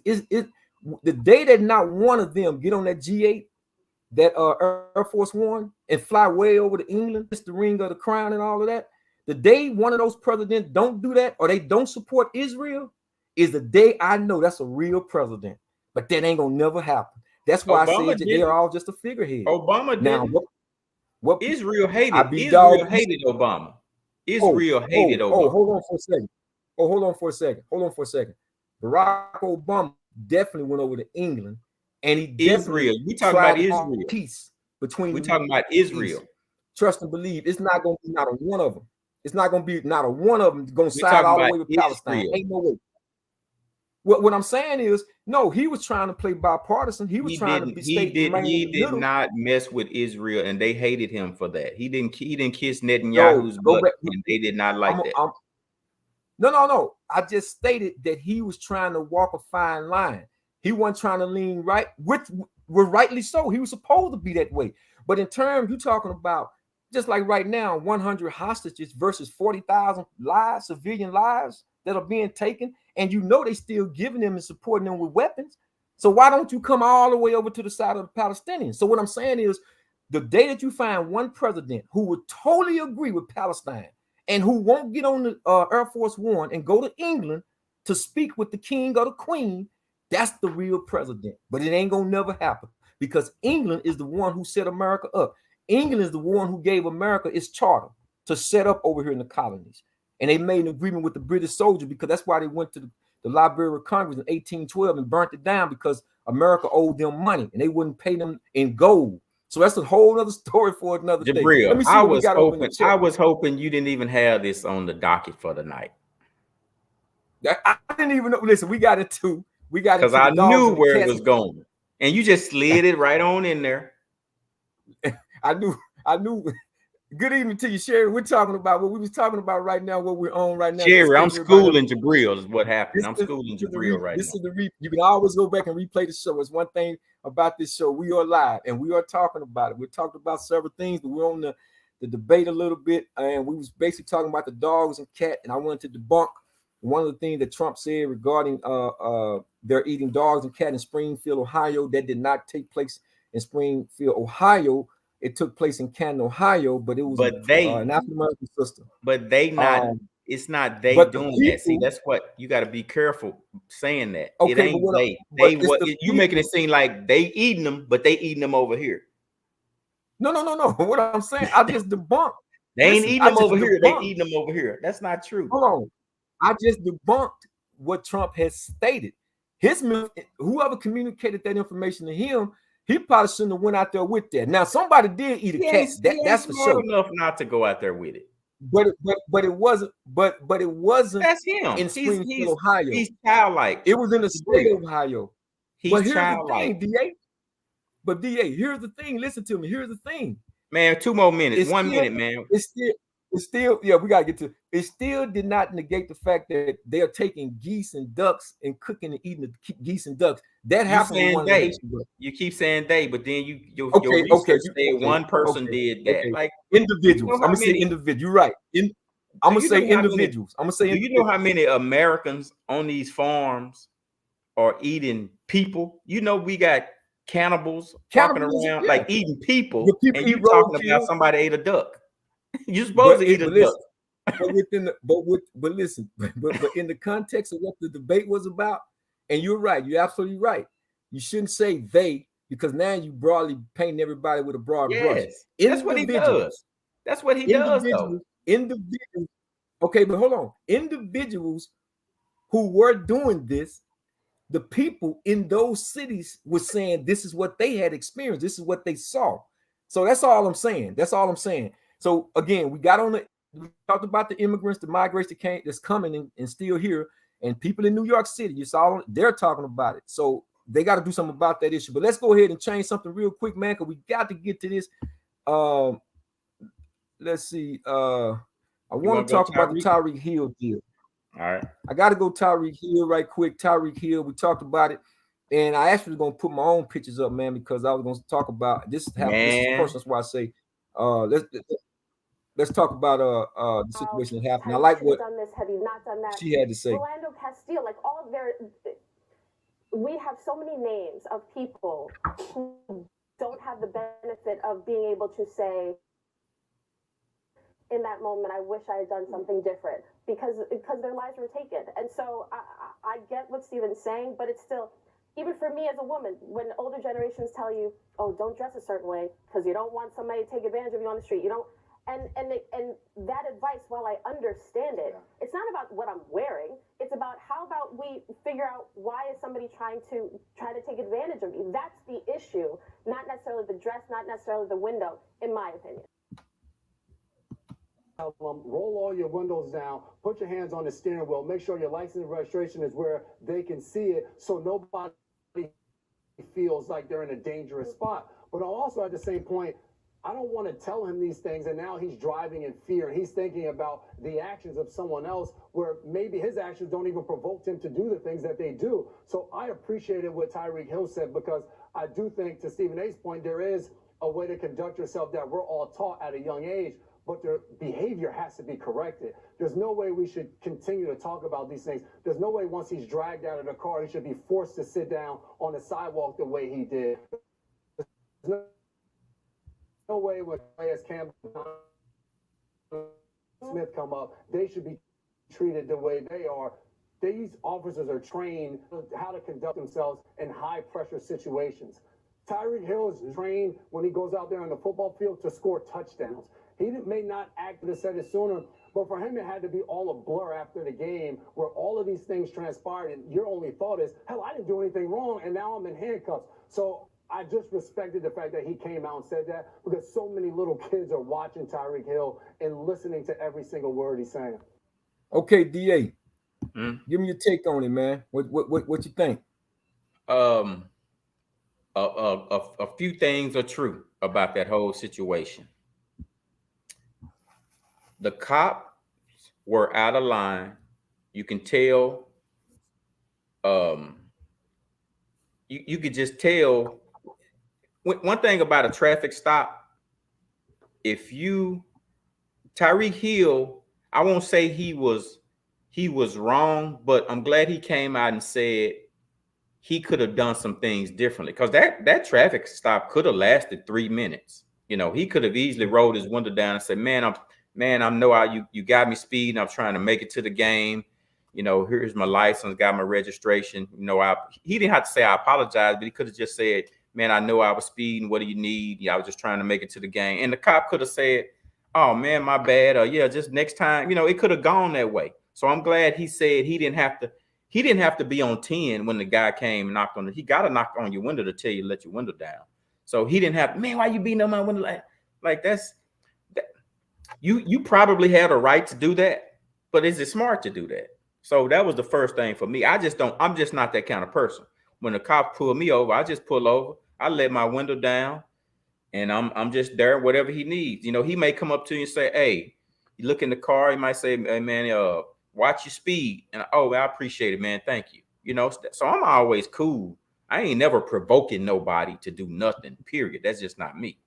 So I'm glad he did come back and say, yes, I should have handled it different. I shouldn't have said this. I shouldn't have acted this way. I shouldn't have let him. It's just you can't invite trouble in your life. You know, we too old to. He's just got to be nicer. Let me put it that way. But as for those cops, you can just tell whatever's in a cop, you'll bring it out of him on a traffic stop. So those dudes were ready to take it wherever he wanted to take it, and 3 levels above that, to be honest. So for you can tell they saw a black man probably in this car. First thing they probably thought, this is a dope dealer. Get out the car. You know what I'm saying? You ain't trained to handle a traffic stop in that manner. But because they probably saw, I don't know what was in their hearts or their minds, but they probably saw a black guy driving this $200,000 vehicle. He's got an attitude. He's talking trash before they can even, communicate well. And they reacted. They reacted probably because it was like they were treating him like white people would probably treat them if they were, let's say they were caught on the back roads of Mississippi. That's probably how you gonna get treated by some of those backwoods cops. You treating him the same way, and it was just they overreacted. They were just too hyped. One of them I know was just overblown, man. They were just out of their minds with what they were thinking. It's like, you're not trained to do this. You getting paid. You got to be the bigger person until it's time not to be a bigger person. They were never the bigger person in that incident. So it's like he lit the match, and they caused the fire. In the way they treated the other guys, it's like if it were white guys coming up trying to talk, they just like his agent and everybody were allowed to just walk up, hug him, and the black guys couldn't come up. You got to get back. Not only do you have to get back, no, get back in your car. One officer says, "Hey, just stand over here. You good? All right." Well, the other one comes, "No, get back." That's overkill, man. But that's how we're done most of the time. And I always look at a situation where they would have never pulled a white guy out of the car just for that. They wouldn't have been, no, you getting out the car. You're not gonna do that. If it was a white guy, when that window came down and he was white, they wasn't dragging him out of no car in public like that in broad daylight. They would not do it. They would have known they would have been fired before they even get back on the motorcycle. So that's my take. And a good take it is, but let me chime in and assert what you said, DA, definitely has a lot of validity, a lot of truth, a lot of volition to it. But having personal, now I'm speaking personal situations that I'm actually still going through, and I would have put the pictures up had I had done, but I certainly would have liked to. I know we're having a little bit of technical difficulty a little bit, but I'm gonna go ahead and explain give my explanation regarding what happened with Tyreek Hill. I just really think that when you look at this whole thing that expired, it was one of those deals where, to me, it made me start to question. It made me question. Hold on for just a second. If y'all still with us, give me just a second. We're having a little technical difficulty. Let me just bring DA because I think he's okay. There you go. DA, you okay? Okay, it was kind of just buffering. Okay. Yeah, but that was okay. I was getting something different. Okay, but listen, the deal is simply this, right? And we definitely can all agree that we don't get that same pass. We don't get that same, for whatever reason, we don't get the same respect a lot of times, the same issues, the way things should be handled. We don't get the same treatment, the fair treatment that we so desperately seek a lot of times, especially with law enforcement. But here's where I have to draw the line in the dirt, right? And I definitely agree 100%. There's a lot of things that Tyreek Hill could have done, but he chose and made that decision to respond how he did. A couple of things I like, and I had said this before I even saw them coming, making a comment.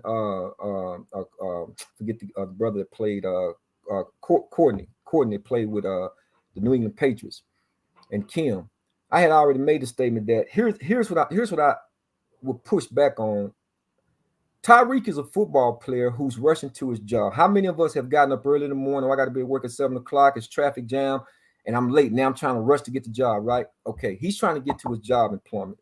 Don't give him the right to break the law. Don't give him the right to speed. Don't give none of that. But here's what I'm saying in terms of Tyreek. This is Tyreek Hill. You know he got a game, and the stadium is right there. They say literally you could walk the rest of the way to the stadium. He's agitated. I get it. Because the guy coming up and he just, knocking on his window. Okay. You hear Tyreek say when he gave him his license and the insurance, he asked him a question, man, why you knocking on my window like that? And then he made the cop say what he said. So Tyreek handed him his license, insurance, what have you. And then he lets his window back up because he really don't want to deal with him. I saw he was being agitated. Anybody could see it. But now this is when the officer get pissed off. Now I got to show this boy whatever he was going through. I got to show him who the boss is. So now you get that ego. Here comes roll your window back down. Yep. So now the confrontation. So my question is a big question. There was two parts of this question that I had. Was one, your training. Here's a citizen who's trying to go to work, and he's not just. Now we can say nobody's above the law. Well, I always say when you say that to me, I say, well, if ain't nobody above the law, it's damn so some people that's under the law. because I can count stories about people that got a pass, especially if you on that high. Don't tell me they won't walk you out the back door like they did Joe Montana, when a lot of people don't even know that Joe Montana was busted with cocaine. I'm just telling you. I heard this through the teammates. But my point is this. I asked myself two questions, D. I say one was, as an officer, trained officer, I see that this is Tyreek Hill. Okay, he's having a bad day. I get it. But how does he know that?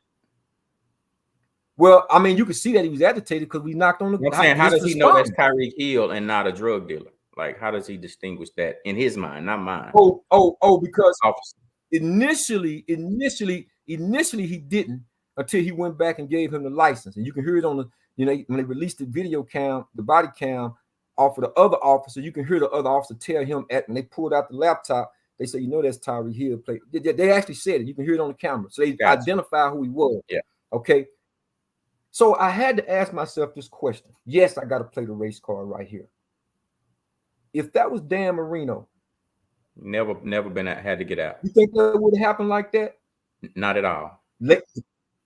Pulling him out the car, laying him on the hot. He would have never had to get out the car. And even just like when he was asking, well, can I at least stand up? I had surgery on my knee.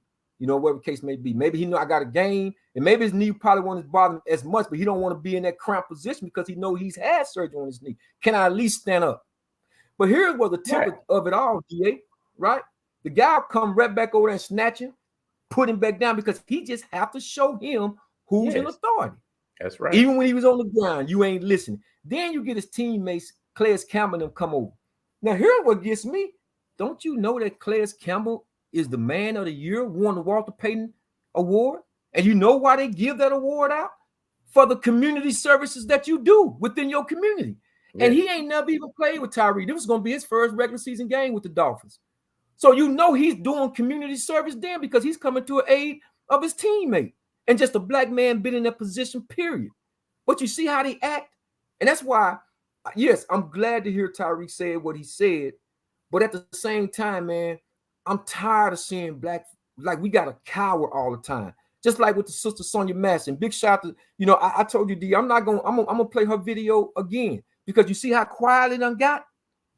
Now it'll come back up again once they bring the officer and he go to trial or whatever the case may be. But right now it's too quiet for me because that woman shouted out almost when you say rebuke in the name of God or whatever. That's religious. That's religious tone that she had. Right? You would think a lot of religious people would have came out. But these are the kind of things that happens to African-American men and women. And I'm just sick and tired of seeing it because I know for a fact, had that been someone like Christian McCaffrey, if that had been Dan Marino, I just don't believe it would have went down like that, DA. We know it would. Many times on social media, I see a white boy, man, I mean, he cussed this state trooper out, bro. I'm not doing nothing. I ain't letting my window. He said, I'm not getting out my truck. In fact, drove off. If you saw the video, he drove off. So I'm just sick. Why do we feel like we got to cower? And I get it. I truly get it. We've lost, like you say, Philando Castile and and the George Floyds and the list go on and on and on. But you know what? It's really sorting out time. It's like if a man is willing to die for something, if he's not willing to die for something, he's not a man fit for living, in the words of the great Martin Luther King. And all I'm saying, I'm glad to hear Tyreek said, but he got to go. He said the other ones, he said, okay, but this one, he got to go. And I was glad to see him point that out, DA. Yes. I was so glad for him to see him point that out because situation occurred and happened to me like that. And I'm still like I was, I'll just say this to shorten the time. When they put something on the table, me, what is this to me, man? What I've been through in life wrongfully. So you think you finna this ain't no one-way street. And I kind of told him, I said, you take that and put that back across the hallway and go tell them this, because I already understand my strategy on it. I said, no, my constitutional rights was violated all over the place. Then you wrote a false report. Then you lied. So I've already filed a claim. So no, this is, and you win either way you look at it. You still win, whether if you think you lost in. See, God tests us like this. I always say, if God gave it, a coward can't save it. So you may think you lost in the eye of public opinion, but it don't work that way because it's going to be another judgment. God just want to see where you stand with him. Will you stand with him in troubled times when adverse time come? See, a lot of people say, "Oh man, you know he went to trial and he lost." No, I didn't. Yeah, right. That's what you say because Right. you're seeing it through the material lens. That's what you say, but that Mm-hmm. ain't how God look at it. I see two judgments in this. You may win in this life, but there's another life. I believe in that. I trust that. Yeah. So yeah, I stand with God on it, man. And so Tyreek Hill, yes, I'm glad. Am I glad that the situation was dissolved and he was able to get on to the game and go to work? And yes, absolutely. But it just saddens me, brother. It saddens me to know that if that was Dan Marino, I don't care what they say, man. They would have. Oh, that's Dan Marino. They would have knew it off the bat. And no matter what he would have said, okay, Mr. Marino, you having a bad. They would allow that man to stay in his car, man, and get on up there at the Dolphin Stadium. And that's just my take on it, DA. Yeah, I agree with you 1,000%. My first question was for Tyreek it's different when you're doing the speed limit, you're doing everything right, you ain't breaking no laws, and a cop gets behind you, then lights you up after running your whatever. Then I get that outrage. But if you know you're speeding down, if you know you're doing 100 in a construction zone or wherever, it may not have been a construction zone, but if you know you're doing 100 in an area that's probably saying 40 or 50, you don't have the right to be upset that you get pulled over. That's the only thing. But you know what, DA? Huh? But you know what, DA? What? He asked the police officer, how fast was I going? And the police, they was hearing it was so loud. Now you can see him shooting through there. I'm not saying that it was, you can't, he's moving a little faster than other vehicles. So we see that, right? But on the video, he asked the officer, how fast was I going? He couldn't tell him. No, but that's not my point. Because he didn't have a speed. But that's not my point. My point is he knew he was speeding. So that's why I didn't understand his hostility towards the cop. Like, don't open up that can when you know you're in the wrong. Now, if you just minding your own business and you see a cop, you turn, pull you over. My point is, why even invite that in your life? Like, you gotta be wise. You knew you were speeding. It's just like I got pulled over in the school zone. Cop pulled over behind me. I'm like, hey man, I'm in the school zone. Didn't even recognize it. Thought I was out of it. I wasn't. I'm flying. And so my first thing was, yeah, man, you speeding. You just hope he don't give you a ticket. I pulled over, let my window down. Cop sat back there for a minute, had my license right here in my hand. He walks up. Hey, what's going on? You know what? I said, yeah, man, I was speeding. I said, I thought the school zone was done and it wasn't. I didn't know it was that long. Yep, I was speeding right through it. He's like, yeah, you got your license? Yeah, here it is. Went checked my license, came back. Have a nice morning, Mr. Alexander. Slow down. I said, man, I appreciate it. And I'm off. I'm not going to speed through a school zone and he go, man, why you pull me up? Blah, blah, blah. I don't know. I really just invited some unnecessary drama in my life. That's all I was saying. Like, if that had been Calais in that situation, Calais would have said, I'm sorry, officer, man. I know I was speeding. And then he probably would have said, hey, man, just slow down. I know you got a gas. Listen. That was it. But we still agreeing. Listen, I truly believe that Tyreek could have talked himself out of a ticket, out of a situation, whatever the case may be. Just I do like believe that had he just fall through certain things.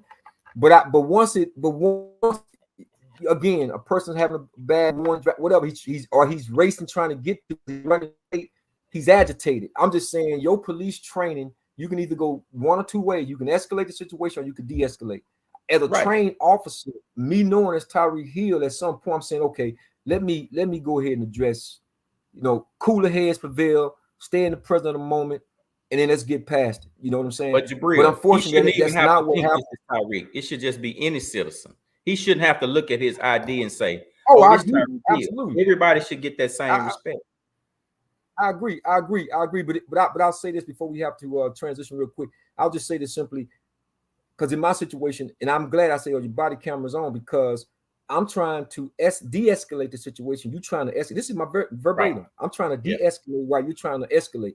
So since you don't have the right frame of mind or disposition, I'd like you to call your supervisor to the scene, male or female. Yeah. You see what I'm saying? But because I'm not doing what you want me to do, when you want me to do it, how you want me to do it. No, we pay taxes for you to be able to do what you're supposed to do to protect and serve. You can't profile me because I'm over by my mother's house and because of that area, wherever the case may be, because we in Oak Cliff, and you just want to engage in me to see if I'm some type of drug dealer when I've never smoked sold a drug in my life. No, you can't do. No, I'm not giving you the right to unlawfully search my vehicle. You know, you want to come into my vehicle? No, I'm protected under the Fourth Amendment. I'm not giving you the right to search my vehicle. But Jabril, I don't want to get back on this, but your boy wants qualified immunity for all police officers. I'll just leave it right there. I think that first of all, he wouldn't even be able to get that. That's number one. Number two, that's what he wants, though. Just think about that. Who is that going to affect? Ain't nobody but us. Well, just like all the laws is ever written. I mean, we can go down that road with Kamala in terms of her, her AG work in San Francisco and California, where the brother won $13.1 million against the city of San Francisco. A trial that he said, man, he saw her 2 times when he started going to trial and after they got the conviction, because she was political. She has political aspirations. So but that's her job. You won't go back down there again. Her job. That's her job. Like it's like this. This is what people don't get. No. Let me say this real quick. It's her job. Let me say this real quick. But it's her job to get it right, DA. It's her job to get it right. Hold on. Let me say this. If you or your loved one, and we both been in this situation where we've lost loved ones at the hands of somebody else. When you went in, I don't know if you went to court in your brother's situation, or when you go to that court, when his prosecutor shows up, you want his prosecutor. You want justice for your. And when that person gives you justice, it may be against another black person, but this black person got justice. So I get tired of people going and saying, "Oh, this brother got locked up." Yeah, but she was prosecuting for another black person against it. Like, people got to stop saying that kind of stuff. A prosecutor prosecutes. It's the jury. It's the judge. But a prosecutor just prosecutes the case. But listen though, they got a name after building Henry Wade. If you know what Henry Wade did to blacks in the city of Dallas, that's why when I got God rest his soul, I got Craig Watkins, the former DA. Craig Watkins. Yeah, my man Craig Watkins.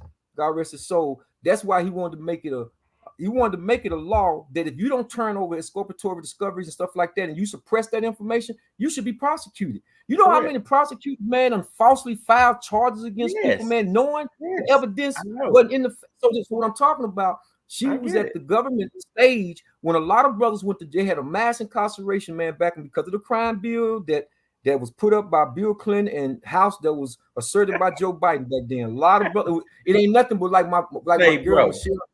Hold on. 20 million people wanted that crime bill, man. Stop saying that. Black mayors wanted, black citizens wanted, black congressmen people wanted. They wanted a crime bill. And listen, it's just like when they said, let's go to Iraq and look for mass destruction. You know, a lot of those the black caucus, they said, you know what? We was wrong. Because they didn't think when you had 18-1, you had 18-1 versus 100-1. White boy was going to jail, getting these shorter 6 months, 2 months, 2 year prison sentence, and they were sending brothers with elbows and life sentence. So what I'm saying was, see, it's a matter of careful what you ask for. But and I'm saying we both believe in law, but what we don't believe is the abuse of law. See, I believe in law. I also believe in equality. You know, the scale should always be calibrated. So don't come give me. I seen this. They put 2 people side by side, white guy, black guy, same crime, same everything, and the brother wound up getting, I think it was like 30 years, bro. And they gave this dude 3 years. So but what I'm saying is, we're not disagreeing on that. I'm not disagreeing on that part at all. I'm with you. But I just wanted to draw a comparison because I want to draw a comparison. When we talk about law enforcement, because people have these, I'm just saying, your boy wants qualified immunity. Want to become political aspirations. No, I'm just saying. But anyway, let's turn the topic over here, DA. We gotta talk about this, huh? Bone Thugs and Harmony. Bone Thugs and Harmony.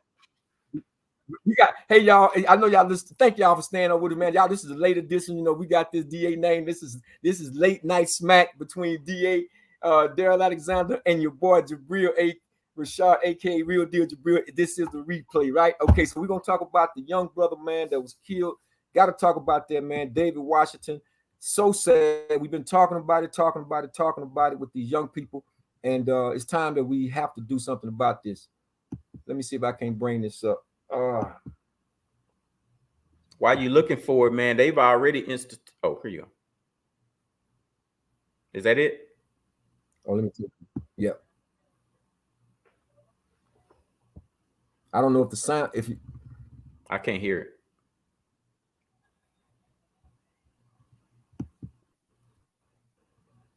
Okay, I think something's going on with the sound with this particular video, but let me just, this is the news here, local news in Dallas is talking about the young 17-year-old David Washington, who played wide receiver for Dallas Kimball High School, who was killed after the South Oak Cliff and Duncanville football game on last Friday. They was over there across the street from the stadium. Kincaid got into a fight. As you can see, that's the convenience store right there at Love gas station. Got into a fight. One 16-year-old put out a gun.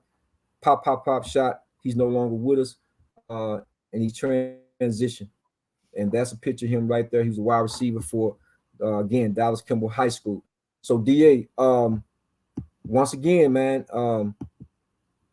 this is, tragic news. And there's a lot of things we could have definitely discussed concerning this, because there's been, mass shooting again in the high school shootings. Just a lot of things that's going on, man. Of course, they arrested the dad in that situation with the student that killed the 2 teachers and the 2 students down in Georgia. But once again, man, we're talking about young people losing their lives, young people with these mental issues, and young people with these impulses. I don't know, man. I was gonna, if the video could have played loud. I know there was city councilman, and I think it's District 8. Tanel Atkins was talking about how they want to put some security boundaries and stuff like that over there in those areas. Why do something have to happen in order for you all to make these decisions that should have already been happening? That's what's mind blowing to me. It's always after the fact. I agree with you on some on that, but not. Here's my take, because this has been happening, just not there. Like there, the thing is now, after a lot of these games, the kids get together and they just decide we're going here. We're going to do a smash and grab. Like that was the thing at one time. After football games, the kids would go and do smash and grabs. Smash it, go to a convenience store. All of them go in, take things. So, and Jabril, this is I've been saying, we just talked about a crime bill, but these are the little things that get people to thinking about, like, what do we do? This is how crime bills start. When you get this kind of stuff happening after every game, like they've got a QT on 35 and Ledbetter by Walmart that they have to shut down early some nights because it became a gathering point for just young people and kids to come and just cause chaos. They just shut the whole business down. Cars can't get in. They just turned it into a big block party, dice game, fight. So where they'll lock the store so the people can't come in and just take over. It's like we've lost control of a couple generations of people and of young people. So we've got parents hanging out. It's just parents have become childlike in their thinking. Like parents are thugs and street people now. So it's just being passed down to where, bro, it's almost like I've always said, and y'all think I'm crazy when I say it ain't no coming back from it, because there's not enough.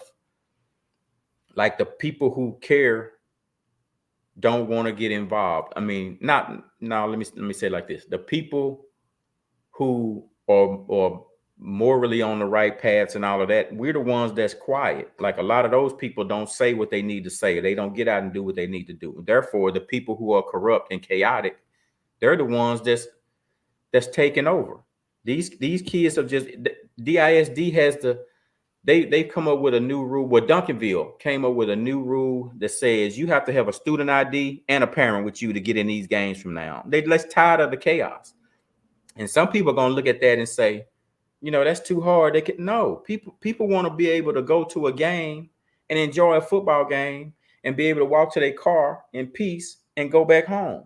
But it's gotten to a point where these kids come out, they ain't even thinking about the game. They just come, they fighting in the stands, they cussing, smoking, fighting in the parking lot.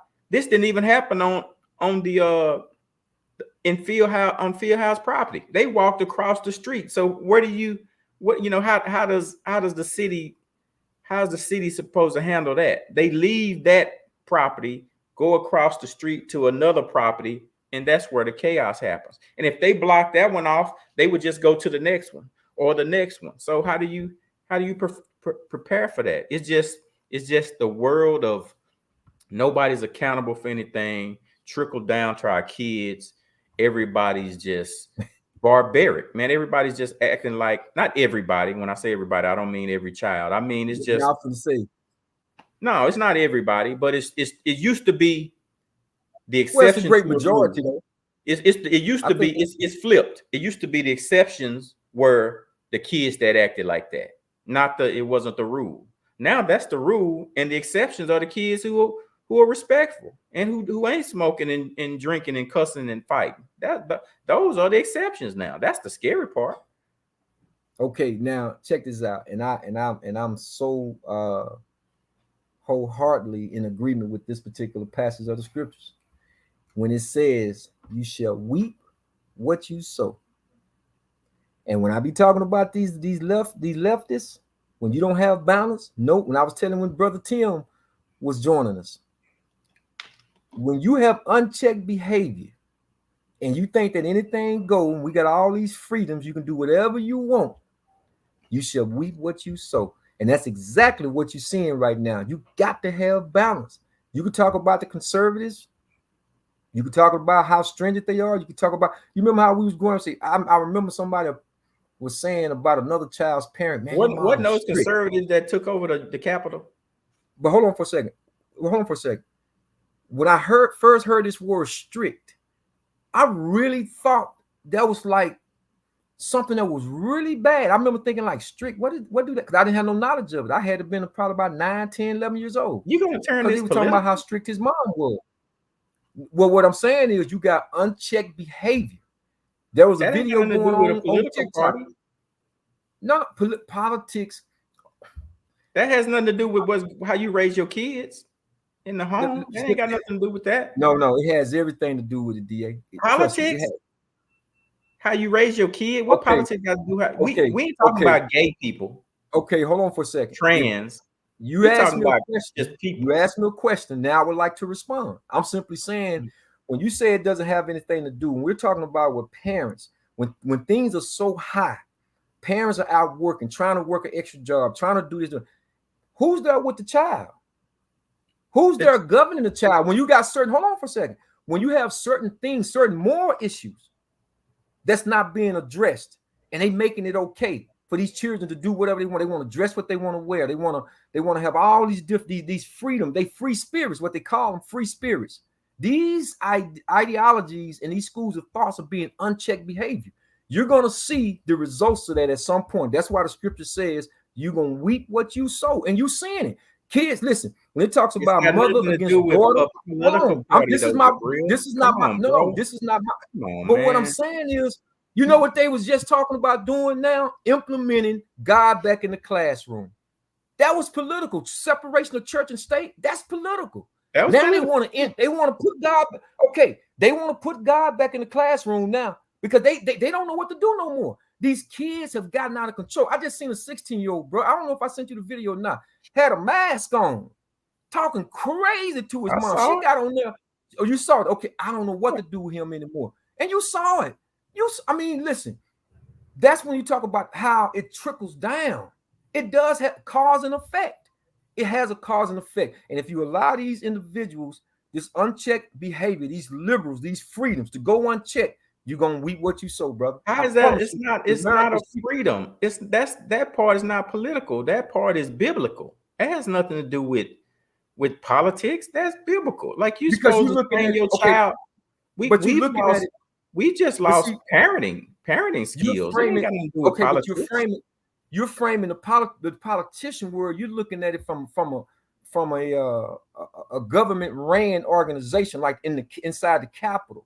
When I talk about politics, because I compartmentalize. Okay, let me ask you this. Okay, I got a good question for you.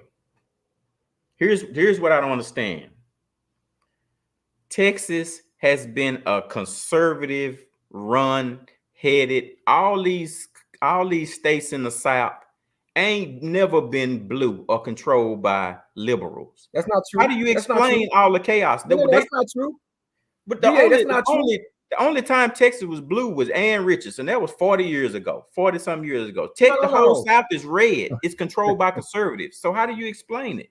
If conservatives are, I'm saying if conservative, your point, if conservatives are controlling us, how are you saying it's the liberals? We're not in New York. We're not in California. Listen, what I'm saying. Well, a couple of things. Let me correct something. All right. Texas was a Democratic ran state, had been for years. Man, that's been 50, 60 years ago. Texas ain't been blue since 60 years. Even we're talking even in the 1800s. So I'll give you now it's a red state. So and it's been for our lifetime. Your words was listen. If we go back and play the tape, your words was it was never a Republican state. Or a Democratic state. Yeah, and it's these problems and the are now. South has always been Democratic. No, now, my point is, listen, for the duration of your life, our kids, your grandkids' lives, the South has been red, run by conservatives. So how it is now? Yeah, that's true. How is it your point that it's the liberals? We're not in New York. If we were in New York or California, I would understand your point. Wouldn't agree with it, but I would understand it. We've been controlled by conservatives for decades. So how is it? But I'm saying, hold on for a second. But who's pushing the agenda of the ideas of democracy? Democracy, everybody pushes the idea of democracy. We're not talking about Democrats. This country is supposed to be a democracy.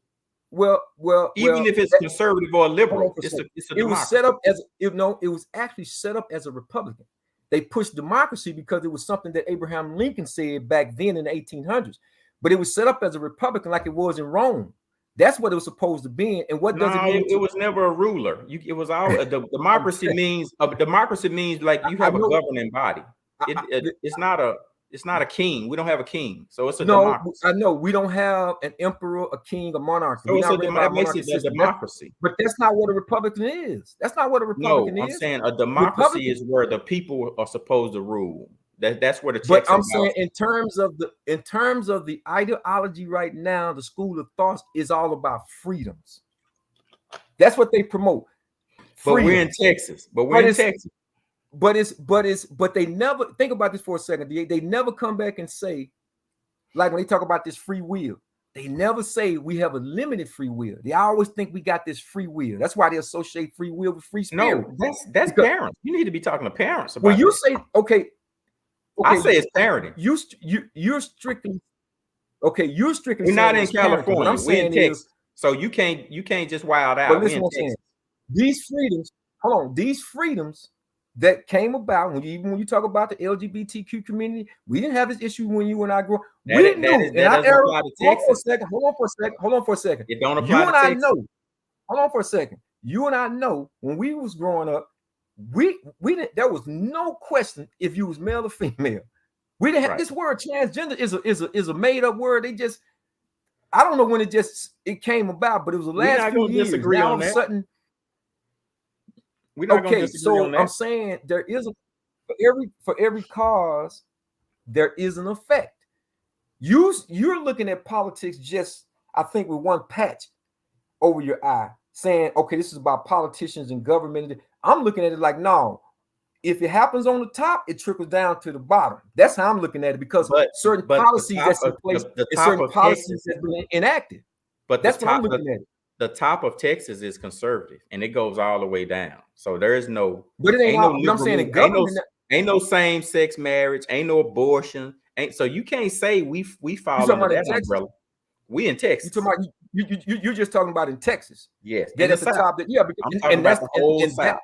And that's the beauty of it. However, when you have voters, when you have a voters block, like in the LGBT community, and you're teaching certain values, but it's not these here. young people, They're not teaching that here. These are parental problems, bro. Okay, These ain't okay. We ain't California, so you can't say Okay. You won't get no argument from me regarding the way Texas governed, because I like the way Texas is gonna be one of those states that's gonna try to toe the line.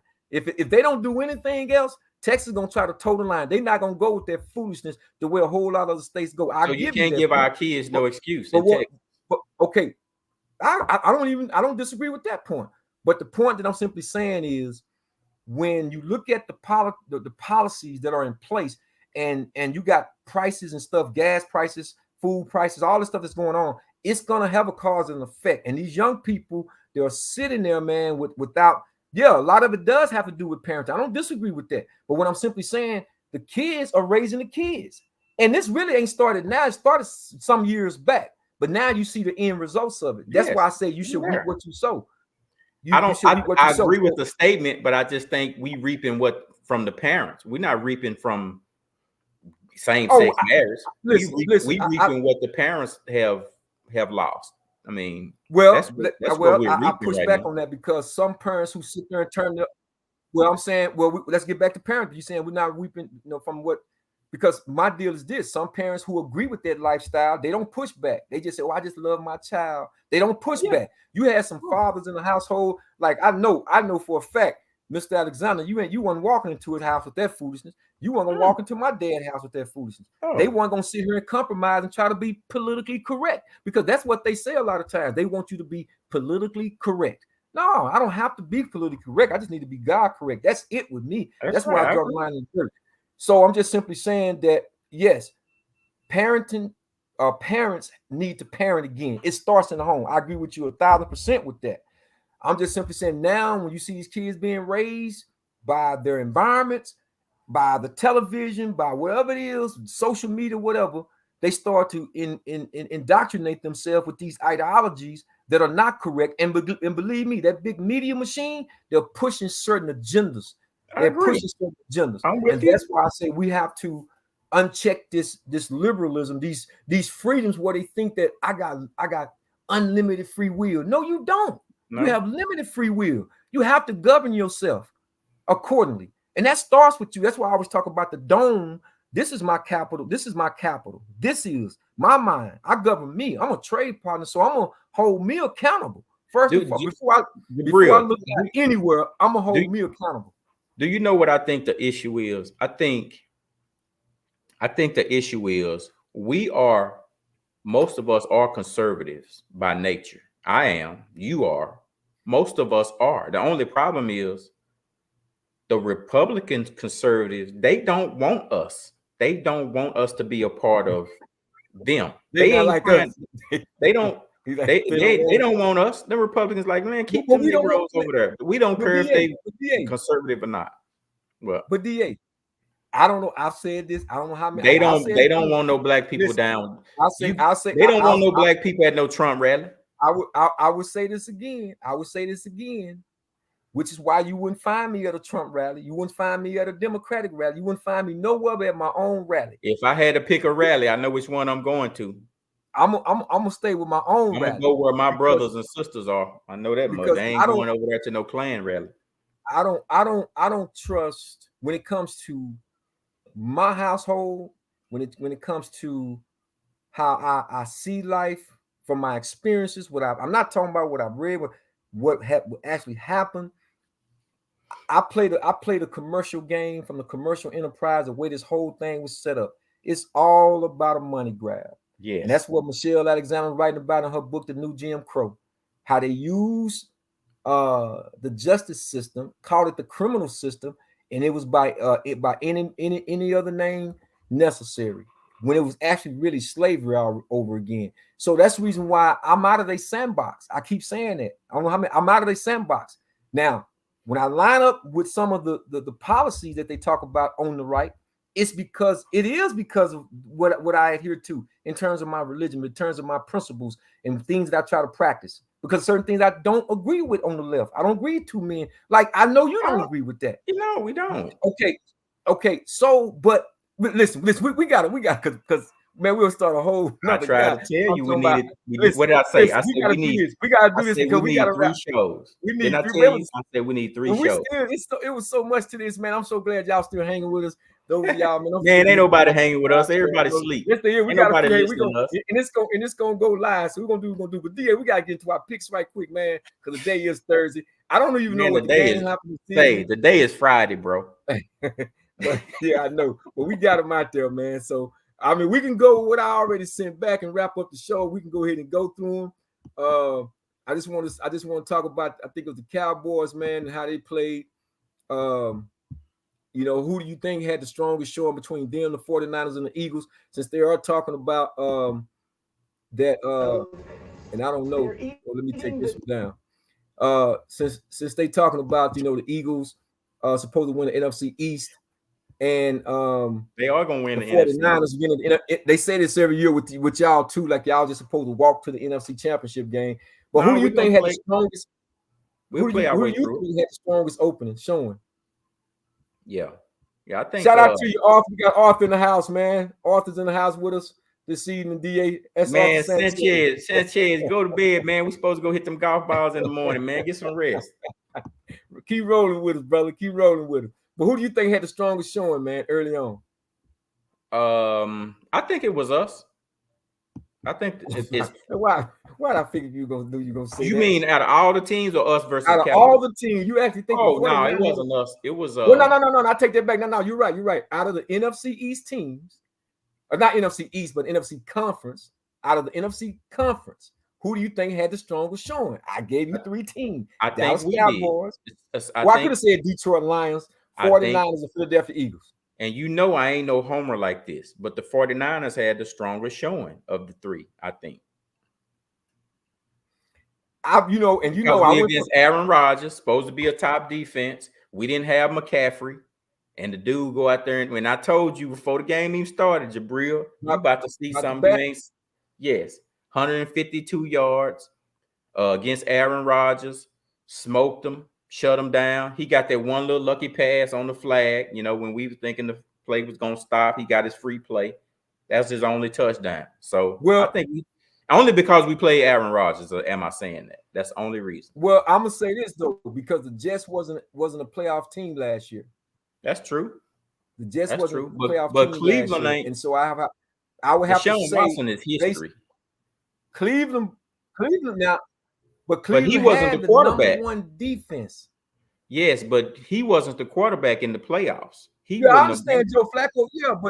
Yeah, I understand. I understand Joe Flacco was the quarterback, but I'm saying you gotta. I mean, ain't our fault. Then his father just passed. But his father just passed. Oh, it was the dumbest contract in history. Then his father just passed. Now he got more accusations. Deshaun Watson's father passed 2 days before the game. Yeah, like last Friday. But I'm saying prior to the game, going into you think y'all had a strong showing? A lot of people. Did Watson had a strong showing? Did Cowboys? I do. And DA, you know I picked the Browns. Yeah. I picked the Browns. I know. And I gave you my reasons why I was going with the Cleveland Browns. But in terms of what I saw I'm gonna tell you what really impressed me. Overshawn, them linebackers, them young legs, the young corner, Case Carson, how, this is your first NFL game and you're taking over for an all-pro cornerback, and the things that he was able to do, even the young Nealon, the defensive end. So when I looked at the defense and how they really played and asserted themselves, and that's only one game. Yeah, but I think really overreacting. We all overreacting. You know what? No, I ain't doing that. I told you. We overreacting. We talked about that. We talked about that on draft day. I'm not doing that. I'm simply looking at the game.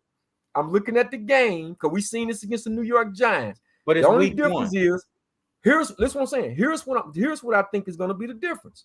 The difference is Mike Zimmer, who's on the sideline, versus Dan Quinn, who's up in the box. And Zimmer is not Dan Quinn. He's not your friend when you ain't doing the things the right way. He's gonna get on you. So that 4-3 defense, when you ain't trying to dial up all these exotic defenses and do all this stuff, and you playing base sound defense, and you showing your coverages, and you rolling with different coverages to kind of confuse the quarterback. Mike Zimmer, he's known for that. So I think this is a blueprint. This is definitely a blueprint. Let I me think the say Cowboys had the this, strongest Real. showing, man. I might have said. Let me say this, bro. Don't judge the Cowboys until they play Philly or the Texans or the Ravens or the Niners. Don't judge them against Cleveland. Wait till they play one of the top teams before you can say what you think they got. Because I can just hear you screaming at the TV. When we put up 40 on y'all again. Listen to me. I'm on the record. And I said this back when we was going through the NFL draft. I said, no, I'm not gonna do it. I'm not gonna do it. I'm not even doing it already. No, I'm not. Listen, I picked Cleveland. I'm not even doing it when we play you all. Did we play y'all this year? Yeah, we play y'all this year. Yeah, we play y'all again this year. And I think we got to play y'all in San Francisco again, don't we? That's crazy to me. That's insane to me, man. That's insane to me. You ought to win a playoff game. That's insane to me. Win a playoff game. That's insane to me. Y'all need to come to Dallas in the regular season. But nevertheless, we'll take it how we get it. But I am saying this. No, one game is not a championship, mate. We've been down this road before. I'm gonna say what I said. Still got that. I said back in May. I'm not going on the roller coaster. It's only you're right. It's only one game. I'm not going to even say after we play Philly. I'm not going to even say after we play you all. I think we got Detroit. I'm not saying nothing until we get to the first game in the playoffs. That's right. And then I can see how Dak Prescott eyes is going to look up. That's the only time they going to buck. We going to give you a playoff atmosphere. So they going to buck in the playoff atmosphere so you can see what he going to do in the playoff. When it's a big game, he going to check out. He can't see when he play a team. You better hope the Texans don't wear red. He cannot be the team wearing red. Well, I gave you my strategy, and I don't care what nobody say, man. I bring Dak Prescott off the bench, man. It might be one series, it might be two series. That's good. I agree with you. Just to settle him into the game. In a big game, let him come on the second series or the third in the playoff. He'll come and light somebody up. He'll come and light us up. So, DA, let's go through the picks real quick, man, before we wrap up this episode, man. This is an extended version of the replay, the late night smack, and DA got smacked tonight. Talking smack. What we got, DA, on the picks, man? Man, let's see. I'm losing my light a little bit. Oh, by the way, you killed me on NFL. But I got you on college, so I'm telling you, unless you got some difference on the college, I got you 8-2. I mean, I'm 8-2. You 6-4. That's college. The last 2 weeks, and we only got 1 week in NFL. I was 2-5. You were 5-2. I let you make it on there. I think some of them games. I went back and started. I went back and was looking at the picks, and I kept saying, man, I shouldn't go with the tie. I should go with the Bears, but. You do that every game. But you said Caleb Williams, and Caleb Williams wasn't one why they won that game. He didn't do nothing. You like, no, Caleb. I thought the Titans gonna pull it out, and then I had Arizona, and they were blowing them out. Buffalo. Marvin Washington. I mean, Marvin. Man, I'm thinking about my boy Marvin Harrison is not on the same page. With Kyler Murray. So Kyler Murray is one of the worst quarterbacks. I would hate playing with him. He's just I wouldn't want to play with him. You heard what he says? That'll be another conversation, DA. He said it's not his job. Yeah. To get it. Yeah. Not want to see. I said, no, come on, man. Y'all gotta be kidding. Y'all gotta be kidding, man. That's the kind of dude get coaches fired right there. All the time, man. But what you got, man? What we got? We're gonna start with the college or NFL. We start with college. Arizona at Kansas State. You got Arizona. I got Kansas State. Yeah. I started going with Kansas State. Boston College at Missouri. You got Missouri. I got Boston College. Man, you got Boston. I can't believe that. Arizona at Michigan. We both got Michigan. Notre Dame at Purdue. We both got Notre Dame. Bills and Dolphins. We both got Bills.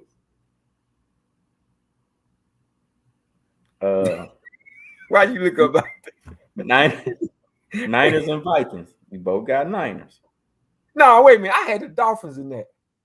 Didn't I? I had the Dolphins. Man, the Dolphins lost. You had the Bills. Okay, I had the Dolphins Bills. got blew out. Okay. Saints and Cowboys. You got the Saints, right? I got Cowboys. We both got Cowboys. I sent mine. You got mine in I the tell you the box. truth, man. Mine, You I supposed sent to go mine on in the black Saints and on white, there, bro. but go ahead. Mine in black and white No, already. okay, you got. No, I'm just I saying. I'm sent- surprised that you going with the Cowboy. No, That's I'm all. going with the That's all. Cowboy. You ain't I'm finna just get me like surprised. that. That's all. I'm I just don't pick surprised. with my heart. Bucks and Lions. Well, you said you want to go with the Cowboy for a while. Bucks and We Lions. You both got got Lions.